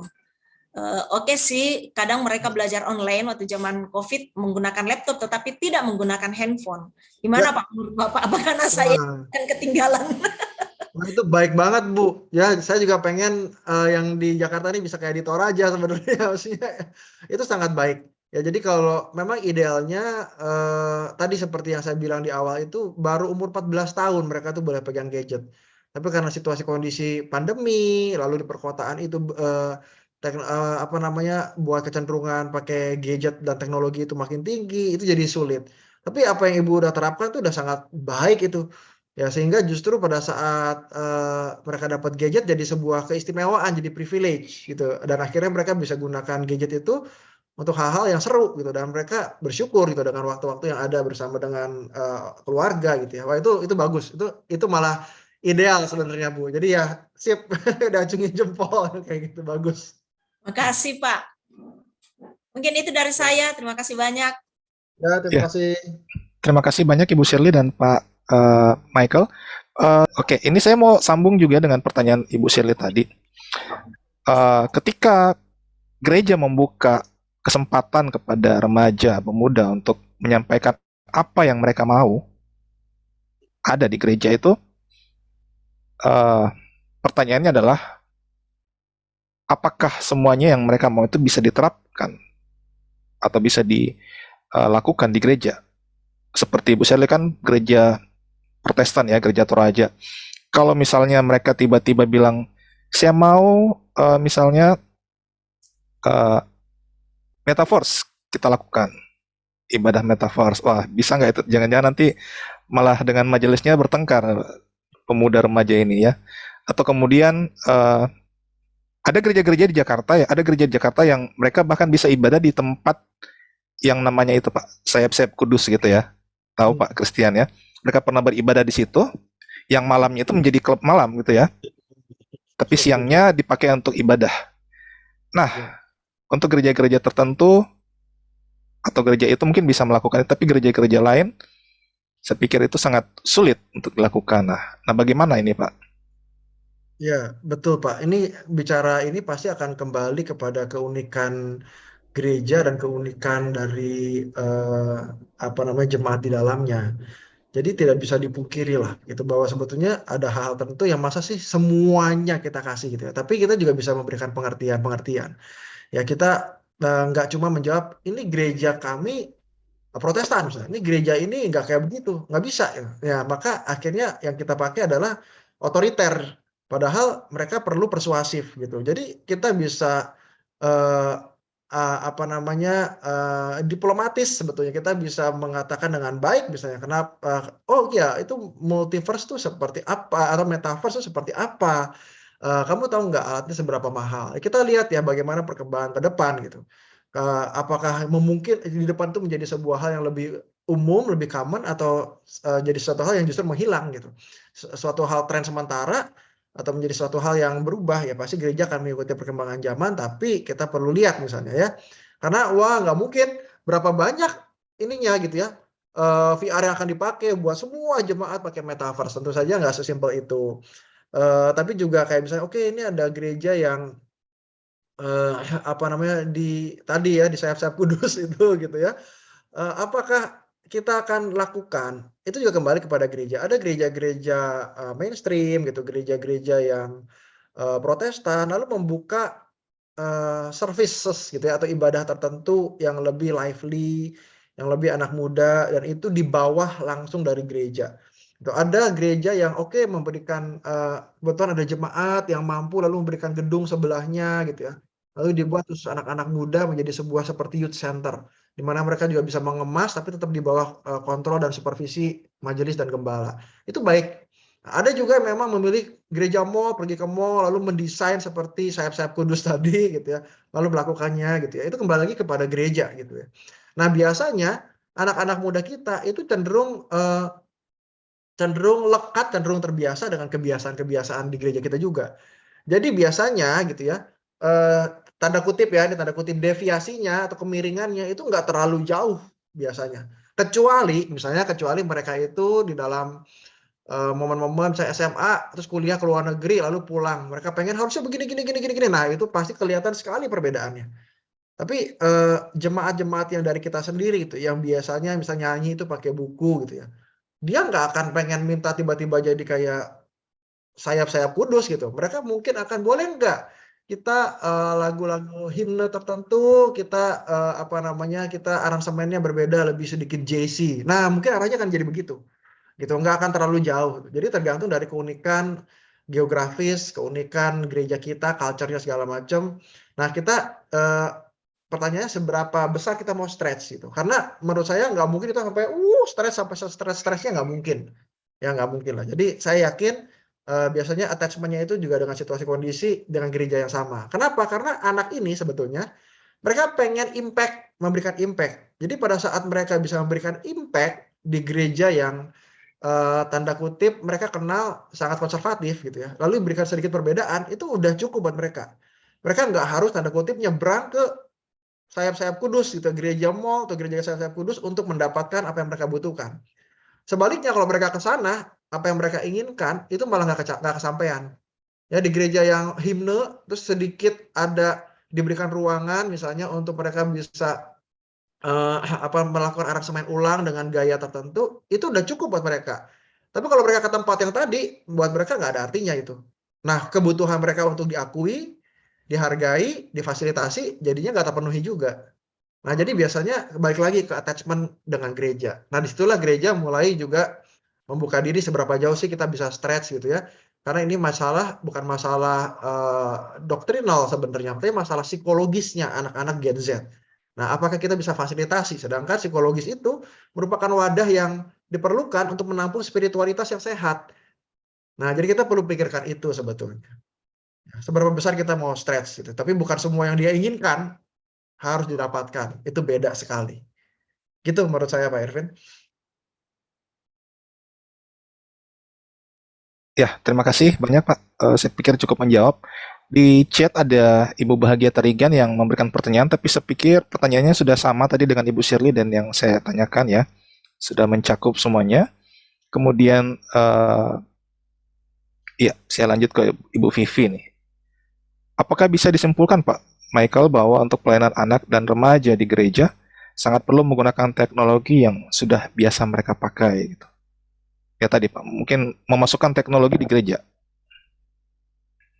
Iya, kalau bicara sangat perlu itu relatif ya, sangat atau tidaknya ya. Tapi di dalam perkotaan misalnya, itu udah hampir setiap kali kita pakai teknologi. Para hamba Tuhan lebih banyak menggunakan gadget, buat berkhotbah, entah itu laptop ataupun itu pad gitu ataupun tablet dibandingkan dengan Alkitab gitu ya. Ada yang masih bawa dua-duanya gitu ya. Ataupun masih pakai Alkitab tapi pasti biasa juga bawa dua-duanya. Itu teknologi sudah terbuka gitu ya. Lalu ternyata juga pada saat menggunakan tadi gitu ya, keunikan-keunikan teknologi dengan aplikasi-aplikasi yang begitu banyak dan menarik gitu, itu juga memberikan engagement yang tinggi sekali gitu ya. Bahkan acara-acara conference, seminar yang besar-besar gitu ya, yang diadakan oleh STT-STT yang gede menggunakan hal-hal yang sama. Ya, dan jadi menurut saya itu tidak bisa dihindarkan sih Bu Vivi. Ya, saya pernah masuk ke satu conference, begitu masuk semuanya nggak bawa macam-macam, cuman handphone aja, yang dalamnya ada email atau QR code, lalu tinggal di scan, ceket ceket ceket ceket, pendaftaran begitu cepat, begitu begitu mudah sekali, dan yang mengerjakan Gen Z. Ya, gen gen Y dan Gen Z itu sama-sama mengerjakan. Ini kalau menurut saya itu tidak bisa dihindarkan sih. Ya, jadi kalau disimpulkan, apakah perlu menggunakan teknologi? Perlu. Yang sudah biasa mereka pakai, ya itu lebih baik. Ya, tapi apakah sangat perlu harus itu, ya itu relatif, gitu. Tergantung daripada gerejanya sendiri. Ya, kalau di kayak di Toraja, aku rasa mungkin belum sampai segitunya, gitu ya, belum sampai segitunya. Tapi di Jakarta, waduh itu hampir semua gereja, gitu ya, bahkan yang Protestan Injili saya mulai perhatikan gitu ya. Mereka pakai music, mereka pakai lighting gitu ya. Mereka bikin ambience tertentu dan teknologi-teknologi dipakai. Jadi kita memang mesti memikirkan ke arah situ sih. Kalau nggak kita akan ketinggalan kalah lari dengan Gen Z ini yang arah larinya justru meninggalkan gereja gitu ya. Ya, itu Ya, menurut saya tentu saja bisa dikoreksi ya Bapak Ibu ya, karena memang nggak mudah ya. Itu kan bicara something yang tanda kutip kebanyakan dari kita berpikir itu nggak esensial. Esensial itu apa yang diberitakan, apa isinya segala macam. Tapi ternyata memang ini penelitiannya begitu jelas dan begitu banyak bahwa mereka itu perlu packaging juga yang baik. Jadi dua hal itu, kualitas dengan packagingnya, perlu kita siapkan. Dan dalam hal ini packagingnya adalah teknologi. Teknologi tentu saja bukan masalah gadget saja, tapi juga berbagai macam tadi, gitu ya. Ya musik, ya apa namanya, apa visualnya, auditorinya, gitu ya. Eh, apa namanya, keterlibatannya, gitu ya, buat mereka engaging, kinestetiknya, gitu ya. Itu kita pasti pasti perlu manfaatkan semua itu. ya, terima kasih banyak Pak. Sebelum saya ke Ibu Ika, ini ada pertanyaan satu lagi di kolom chat dari Bapak Bayu Tarigan ya. Ini saya ringkas saja. Ya pernah mereka melakukan sebuah kegiatan SAL atau mungkin retreat ya. Kemudian di dalamnya itu ada sesi sharing atau konseling. Nah pertanyaannya, bagaimana metode atau tahapan yang menarik untuk melakukan sharing atau konseling? Kalau konseling mungkin terlalu kompleks Pak ya, karena kan itu hanya bisa dilakukan oleh konselor. Tapi secara sederhana, eh, kegiatan sharing yang baik itu seperti apa sih Pak? eh Oke, Yang hal-hal mungkin bisa konseling. dilakukan oleh guru-guru sekolah minggu yang ya yang sangat awam dengan konseling gitu ya. Sebetulnya ini yang Pak Bayu tadi kan lakukan dengan membagi beberapa kelompok kecil, lalu bicara, apalagi semua dikondisikan 4 hari tanpa membawa handphone gitu ya. Dan akhirnya menemukan beberapa masalah. Itu kan sebetulnya udah suatu hal yang baik ya, yang baik sehingga mereka itu bisa mengungkapkan dan menemukan masalah-masalah itu. Itu udah merupakan sebentuk sharing atau konseling ya, meskipun tanpa disadari, tanpa intentionally konseling, tapi sudah ada. Nah, sehingga pada saat nanti oke menemukan masalahnya ini ya gimana gitu. Kadang kita perlu bawa ke one on one atau satu persatu secara khusus gitu ya. Untuk bicara lebih dalam gitu, apa yang dia pikirkan, apa yang dia rasakan gitu ya. Terus hal-hal apa yang dia lakukan, bagaimana itu efektif atau tidak dan berkenan di hati Tuhan atau enggak. Nah, biasanya cara garis besar mungkin itu saja kali ya Pak Bayu ya. Jadi akhirnya ya kita bisa melayani secara personal. Ya kalau udah begitu ya udah amat sangat baik gitu ya. Dan sekali lagi kadang mereka perlu di-follow up lewat WhatsApp ataupun teknologi yang lain. Ya, kita juga memberikan waktu lah buat anak-anak binaan. Ya, mungkin itu aja sih ya Pak Irvin ya. Ya, bagaimana dengan Pak Bayu? Apakah sudah cukup menjawab? Iya, terima kasih Pak pada Pak Michael sama Pak Irvin. Di sini kan selama kegiatan itu pernah ada beberapa metode memang kami lakukan kegiatannya, ada juga perjalanan rohani dan lain sebagainya. Tapi ada beberapa di saat jam doa atau meditasi kami lakukan, ada beberapa anak yang memang salah satu adalah mengenai kebutuhan, memang kebutuhan seperti tidak diakui atau kebutuhan soal penghargaan, yaitu ada beberapa anak yang dikatakan orang tuanya, aku nyesal melahirkan kau gitu. Nah itu juga terpengaruh kepada mentalnya mungkin. Begitu juga ada anak yang satu anak dia sangat sulit untuk masuk ke ranah dia. Sulitnya gini, anak itu memang adalah anak yang selalu dibully. Dia udah remaja SMP, membaca belum paham, membaca belum belum lancar lah seperti biasa. Dan anak ini juga dia selalu dibully dengan fisiknya yang gemuk, daya nangkapnya yang kurang. Kalau diperiksa, kalau diselidiki beberapa ke rumah tangga, rumah tangga orang tuanya, memang dia juga dapat ketegasan mungkin ya, satu peraturan yang memang tidak sesuai dengan diri dia gitu. Apalagi di lingkungan dia selalu jadi bahan bulian. Jadi yang saya lihat dampaknya kepercayaan diri dia tidak ada gitu. Dia nggak ada kepercayaan diri. Nah, ada satu memang ketika kami melakukan metode meditasi dan kami tanya persoalan-persoalannya secara pribadi, memang sangat sulit untuk masuk ke dalam ranah hati dia gitu. Mungkin yang mau saya tanya juga memang, apakah ada metode yang lain yang bisa memang bagaimana cara metode yang menarik yang memang bisa masuk ke ranah anak itu selain daripada pendekatan gitu maksudnya Pak? Selain daripada pendekatan kita membuat dia nyaman, apakah memang ada metode yang lain supaya memang anak-anak ini mau terbuka gitu Pak? Oh, Pak Bayu, menurut saya ya, memang dalam konteks kayak tadi yang Pak Bayu ceritakan itu sudah perlu konseling, Pak. Konseling secara individual. Atau kalau Bapak merasa, waduh ini too much gitu ya, Bapak boleh refer kepada konselor-konselor. Kan zaman sekarang tuh zaman kolaborasi begitu ya. Jadi ya boleh itu punya oper ke misalnya ke saya gitu ya. Saya punya teman-teman di Gading Konseling gitu. Nanti saya kasih nomornya, boleh. Jadi akhirnya anak-anak itu juga belajar untuk menyampaikan kegelisahannya kepada orang lain dan kami itu atau para church itu menjadi partner dari gereja. Nah, itu sudah perlu dikembangkan di dalam kelincahan masalah dan teknologi sekarang pada zaman sekarang. Nah, kita perlu lakukan itu, gitu ya. Banyak sekali itu bisa dilakukan. Nanti bahkan pada usia anak-anak itu juga mau menikah gitu ya. Sekarang banyak sekali dioper ke center buat psikotes gitu ya, buat tes kepribadian gitu ya. Tapi bagian rohaninya dilayani oleh para hamba Tuhan. Nah, itu jadi kekuatan bagi gereja sebetulnya gitu. Jadi mungkin itu ya, dan kalau kita bahas lebih panjang lagi ini temanya jadi lain nanti. Tentunya akan kami konseling Pak Bayu. Iya Pak. Ya, terima kasih. Saya langsung kepada Ibu Ika, silakan Bu. Ya, terima kasih. Saya mau sedikit pertanyaan Pak Christian.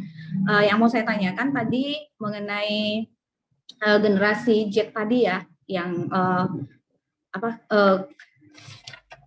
meninggalkan gereja. Saya kebetulan guru sekolah minggu. Saya melihat bahwa anak-anak remaja itu banyak sekali talenta-talenta yang mereka punya. Tapi salah satu tadi dari pemaparan Bapak adalah latar belakang keluarga yang berkomitmen datang ke gereja, ikut pelayanan seperti itu. Nah, sebagai guru sekolah minggu, saya ingin sekali dong anak-anak remaja saya ketika masuk ke pemuda, dia juga mau mengambil bagian dalam pelayanan. Nah, tapi kami lihat perjuangan guru sekolah minggu mengadakan kegiatan-kegiatan sekolah minggu, respon dari orang tua juga sedikit sekali mengantarkan anaknya untuk datang ke gereja. Bapak tahu kondisi di Jakarta agak berjauhan ya Pak, nggak sama seperti di daerah di kampung, itu agak dekat-dekatan, jadi harus menggunakan transportasi. Nah, jadi kalau seperti itu yang dihadapin anak-anak, saya pikir memang kerinduan anak-anak ini, khususnya generasi Z ini, akan berkurang sekali untuk mengikuti kegiatan gereja. Nah, sebagai guru sekolah minggu, kami terbeban sekali. Bagaimana ya Pak, cara kami seharusnya menghadapi anak-anak yang seperti ini? Karena kami juga mau mereka juga nanti jadi milenial di gereja kita sebagai generasi penerus kegiatan-kegiatan gereja. Nah, itu pertanyaan yang pertama saya. Yang kedua, saya juga punya anak remaja kebetulan di rumah, yang sama seperti Bapak bilang tadi, di sekolah itu sudah kebanyakan menggunakan internet, sudah kurang rasa persaingan dalam dirinya. Apa-apa tanya Google, apa-apa tanya Brandly, segala macam. Nah, sebagai orang tua, saya pikir itu kurang baik. Tapi itulah yang terjadi saat ini pada anak-anak generasi muda. Jadi saya sebagai orang tua, apa saya harus lakukan? Karena dari pandemi ini, saya melihat bahwa kemandirian anak saya pun kurang sekali gitu ya, karena segala macamnya udah di rumah, makan kadang-kadang harus diantar ke kamarnya karena dia sibuk dengan kegiatan sekolah, dengan jumlah, dengan apalah seperti itu. Jadi saya sebagai orang tua apa sih yang harus saya lakukan supaya anak saya itu tidak terlalu mengharapkan sekali kegiatan sekolah itu dia tahu dari Google. Mungkin itu aja pertanyaan saya, Pak. Terima kasih. Ya. Oke, thank you Bu Ika, dan ini juga sesuatu hal yang saya baru saja yang baru kemarin saya ketemu hamba Tuhan di daerah Tangerang, dan dia cerita budget terbesar dari gerejanya itu adalah transportasi, karena dia harus jemputin anak-anak untuk ke gereja, jemputin generasi milenial dan generasi Z untuk ke gereja gitu ya, bahkan ada orang tua juga kadang gitu ya. Nah, itu memang kesulitan di perkotaan ya, sehingga akhirnya kita mesti berpikir perlu adanya kampanye kalau menurut saya ya. Kampanye tuh menyampaikan sesuatu hal yang penting dan juga genting kepada majelis jemaat dan juga jemaat. Artinya apa? Kayak hal-hal yang tadi kita bahas hari ini, kita perlu bawakan gitu ke gereja, ngomong bahwa ini tuh ada masalah seperti ini loh gitu. Orang-orang nggak mau datang, dan ini penting sekali, dan bukan hanya penting, ini genting, karena akan mempengaruhi diri mereka, mempengaruhi mental health mereka, dan akan mempengaruhi masa depan mereka. Generasi-generasi milenial sekarang yang menikah, lalu anaknya akan makin detach, makin nggak mau ke gereja. Jadi apa yang harus dilakukan? Tolong para jemaat memberikan support kepada kepada kami yang di remaja atau di sekolah minggu. Kampanyekan, ini visi kami, ini misi kami, ini value kami, ini kegiatan kami, kerinduan kami, pengen anak-anak begini dan begitu. Tolong bantu. Sebagai satu sisi dari gereja, kami juga sediakan misalnya budget tertentu jika memungkinkan gitu. Bisa nggak ini dibantu budget untuk transportasi, sehingga akhirnya anak-anak itu juga bisa dilayani. Jadi ada dua hal, memikirkan budget untuk transportasi kalau memang itu suatu hal yang ternyata amat sangat diperlukan secara signifikan. Yang kedua, mengkampanyekan gitu, bahwa ini akan ada activity ini, dibutuhkan ini, kita tuh akan ngapain, isinya apa. Nah, setiap ada kampanye-kampanye itu, maka orang tua itu akan lebih mengerti, memahami. Lalu kampanye itu bukan cuma masalah pengumuman, bisa juga ibu itu membuat seminar-seminar tertentu tentang ini nih, lanjutan dari Gen Z gitu ya, mental health Gen Z gitu, problem-problem Gen Z gitu ya, kemandirian turun gitu ya, segala macam. Itu menjadi sebuah kampanye di mana orang lebih melek bahwa ada Gen Z loh gitu, dan ini bukan hanya penting tapi juga genting, sehingga kita mau ambil action apa. Nah, itu menolong seluruh gereja memikirkan, bukan cuma Ibu Ika sendiri. Stres banget kalau gitu kan. Nah, yang kedua tentu saja ya yang soal anak tadi ya gitu. Itu juga pasti udah bikin stres itu ya. Situasi kondisi di mana memang gaya persaingan jadi berbeda. Kita sesuatu hal yang buat mereka itu instan, mudah. Kenapa harus pakai cara-cara yang muter-muter gitu? Kenapa nggak tanya Google, nggak tanya Brainly gitu ya? Sehingga akhirnya proses belajarnya terkadang itu pada saat mereka ujian, mereka jadi belajar. Sebenarnya ini kayak gimana ya? Karena nggak boleh buka Brainly, nggak boleh buka Google, mereka hitung gitu ya. Nah, itu yang mereka jadi belajar. Nah, ini memang sebuah penurunan, sebuah degradasi yang jadi PR buat orang-orang di dunia pendidikan nih, Ibu. Ya, tapi apa yang bisa kita lakukan? Ya, kita sebetulnya lihat sikon. Kalau misalnya kayak tadi Ibu bilang, wah ini perlu diantar makanan karena memang dia sibuk sekolah ini dan itu, jika harus, ya kita mau ngomong apa. Tapi kalau ternyata ini masalahnya manage waktu gitu, bahwa dia perlu misalnya bangun lebih pagi, lalu sarapan dulu, makan dulu, atau persiapan ini dulu, baru dia Zoom, maka kita yang ngatur. Nah, pada saat kita meminta mereka berubah, kita juga pasti berubah. Karena polanya berubah. Jadi kita akan nanyain lagi, siap nggak diri kita untuk melakukan perubahan. Nah, karena perubahan itu sifatnya sistemik, sifatnya secara sistem, bukan anak kita saja. Nah, kalau kita siap, maka kita pasti akan bangun lebih pagi, kita akan ajak anak kita ngelatih mereka sampai mereka biasa, lalu mereka persiapan, makan, segala macam, baru ke atas, lalu Zoom. Nah, maka akan terbentuk pola attitude atau sikap yang baru. Tapi kalau kitanya belum siap, kita sendiri, aduh pagi-pagi itu lelah sekali gitu, ya kita jangan paksain. Ya it's okay untuk sementara waktu, maka kita akan berjalan seperti itu. Sampai nanti akan ada perubahan-perubahan yang membuat kita dan anak-anak tuh ngerasa, wah ini harus waktu, ini penting nih, tapi sekarang udah genting, udah berubah. Nah, maka baru akan ada perubahan. Jadi biasanya pola itu akan berubah kalau ada krisis yang baru, Bu. Kalau belum ada krisis biasanya akan cenderung sama. Nah, jadi jangan terlalu tinggi ekspektasinya sebetulnya kalau dalam hal yang kedua.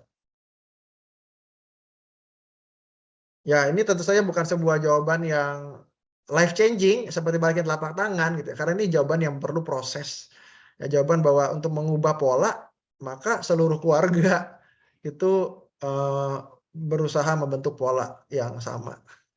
Nah, jadi kira-kira itu sih Bu. Memang nggak ada jawaban mudahnya sebenarnya. Ya, ya benar Pak. Kita juga sebelum membuat program 1 tahun biasanya ada orientasi orang tua dan guru biasanya. Kita memaparkan program kerja kita tahun berikutnya gitu. Tapi ya begitulah respon orang tua yang tidak terlalu bertanggung jawab sekali untuk kegiatan gereja. Jadi kadang-kadang saya lihat kami kan masih secara Zoom, kebaktian minggu, anak sekolah minggu masih secara Zoom. Itu anak-anak yang Bapak bilang seperti itu, buka kamera Zoom-nya aja pun susah sekali untuk kita ajak gitu. Jadi itu beban sekali jadi guru sekolah minggu, kita nggak tahu mereka fokus nggak mendengarkan kita gitu. Ketika kita panggil pun kadang-kadang mereka nggak siap untuk menjawab atau membuka. Nah itu kan berat sebagai guru sekolah minggu, seperti itu sih Pak. Ini Ibu masih Zoom ya Bu ya? Bukannya Masih, Pak. sudah sekarang onsite ya? Belum lagi, karena ini ada peningkatan lagi, kita masih belum berani untuk ketemu lagi. Ya, baiklah. Itu memang kondisi yang tidak ideal sih Bu. Jadi ya kita palingan kalau udah Zoom gitu, kita bisa mulai dengan game, mereka jadi lebih engage.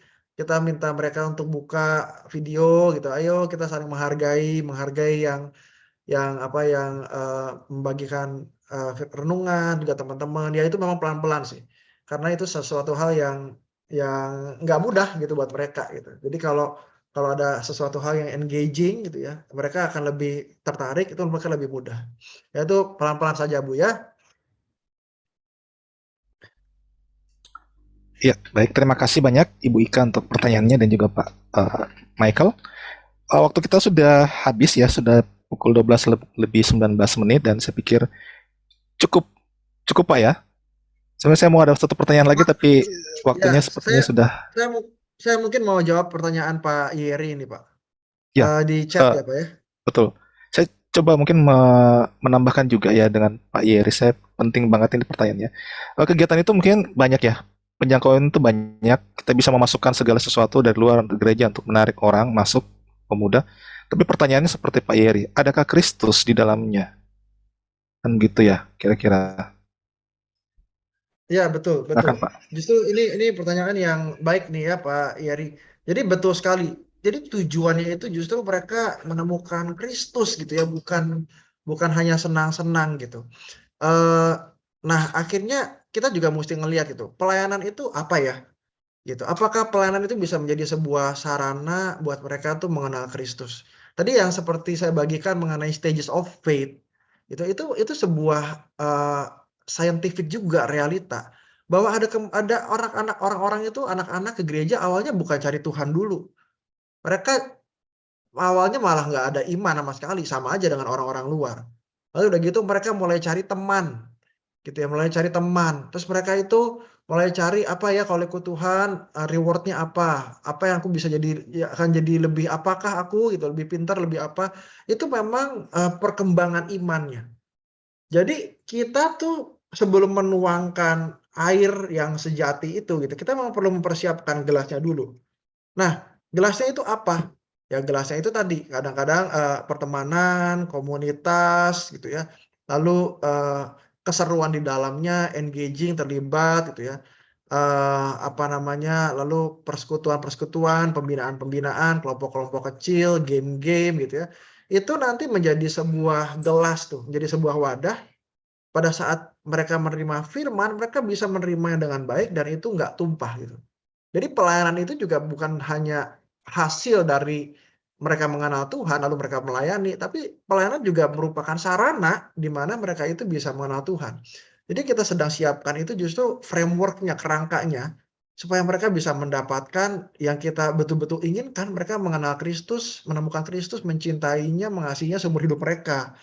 Nah, jadi kita perlu berhikmat dalam hal itu, gitu ya. Karena jangan sampai gitu ya, semua hal yang indah itu, yang mulia itu tumpah aja dan sayang nggak ada yang nampung. Nah, jadi anak-anak itu perlu dipersiapkan gitu ya. Dipersiapkan apa namanya fisiknya, psikologisnya, kesiapannya, support sistemnya. Nah, maka firman itu seperti apa namanya benih yang di tanah yang baik gitu, sehingga mereka bisa bertumbuh dan berbuah berkali-kali lipat. Jadi memang kita perlu memadukan itu. Jadi idenya begitu, Pak. Jadi bukan sesuatu hal yang lain tuh disingkirkan. Enggak, justru tujuannya itu. Ya mereka bisa mendapatkan pembinaan, pemuritan, itu jadi aspek yang amat sangat penting gitu ya, bersamaan dengan keunikan mereka. Ya mungkin itu ya. Ya, terima kasih banyak Pak. Waktu kita sudah cukup dan ya sebelum kita mengakhiri, mungkin ada konklusi dari Pak Michael dan sekaligus nanti menutup kita di dalam doa ya. Oh ya, jadi konklusinya kita bisa ini ya Bapak Ibu, saya bisa review lagi bahwa memang Gen Z adalah generasi yang unik, di mana anak-anak itu begitu liquid atau begitu cair, begitu dekat dengan teknologi, menggunakannya menjadi bagian sehari-hari. Nah, tentu saja ini bukan menjadi sebuah hal yang akhirnya kita harus cabut, hilangkan, tapi bagaimana kita memanfaatkan teknologi supaya kita bisa engage kepada mereka, masuk kepada mereka gitu. Dan kita justru bisa menghadirkan pengenalan akan Kristus yang sejati, dan mereka bertumbuh melalui pengenalan itu, mengasihi Kristus gitu ya, mencintainya, mengasihinya seumur hidup mereka. Itu paling penting.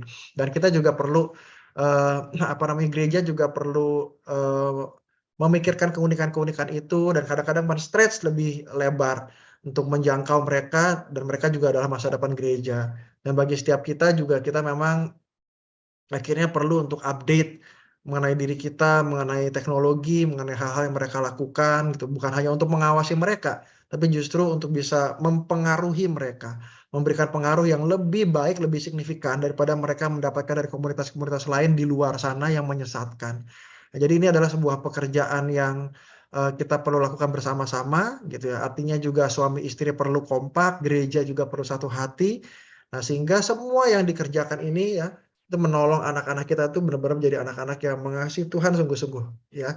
Semoga ini semua dapat kita pikirkan, kita renungkan, kita pahami, gitu, kita aplikasikan dan menjadi sebuah pengetahuan dan skills yang baru bagi setiap kita semua. Saya mengucap syukur bisa diundang di Scripture Union ini, webinar, dan mengenal Bapak Ibu lebih dekat lagi. Terima kasih, dan kita berdoa ya supaya apa yang kita percakapkan di siang hari ini betul-betul menolong setiap kita ya, baik secara pribadi, baik secara keluarga, dan juga gerejawi, itu semakin maju, semakin berhikmat ya, semakin pandai menghadapi tantangan zaman.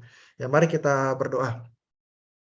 Tuhan, mengucap syukur buat kesempatan yang luar biasa yang Tuhan berikan bagi kami di tengah-tengah hari ini. Tuhan, kami boleh belajar mengenai firman Tuhan, kami boleh belajar mengenai fenomena-fenomena yang kami temui melalui penelitian-penelitian, statistik, dan segala sesuatu hal yang Tuhan berikan bagi kami. Sungguh sebuah privilege ya Tuhan, anugerah Tuhan yang Tuhan berikan bagi kami, sehingga kami boleh memahami, mendalami, dan juga bahkan menemukan strategi-strategi yang lebih baik. Kami menyadari Tuhan bahwa apa yang diberitakan adalah sebuah pengetahuan, tapi kami juga berdoa supaya Roh Kudus terus memimpin menyertai setiap kami, sehingga pengetahuan ini begitu bisa menjadi bermanfaat bagi setiap kami. Kami boleh menggunakannya di dalam kehidupan kami sehari-hari, dalam keluarga kami, bahkan juga di dalam gereja tempat kami melayani. Kami berdoa ya Tuhan supaya kasih yang Tuhan berikan pada kami juga boleh meneruskan kepada anak-anak kami, khususnya yang di generasi Z ini, dan mereka boleh bertumbuh menjadi pribadi-pribadi yang mengasihi Tuhan, yang mencintai Tuhan seumur hidup mereka, dan mereka mau melayani Tuhan dan engage dengan gereja, dengan tempat mereka itu beribadah dan bertumbuh ya Tuhan. Terima kasih, berkati setiap kami di tempat ini, para pengurus Scripture Union Indonesia, para hamba Tuhan, para konselor, para orang tua yang hari ini ada. Tuhan, tolong berikan hikmat daripada Tuhan, berikan kekuatan daripada Tuhan, berikan kesetiaan di dalam kehidupan mereka untuk melakukan hal-hal yang Tuhan rindukan. Kiranya Tuhan pimpin selalu sertai mereka, juga jaga setiap anak-anak yang Tuhan percayakan kepada setiap kami semua ya Tuhan.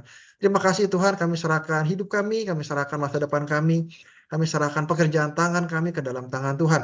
Kiranya itu semua boleh menyenangkan hati Tuhan dan memuliakan nama Tuhan. Di dalam nama Tuhan Yesus Kristus kami berdoa. Haleluya. Amin.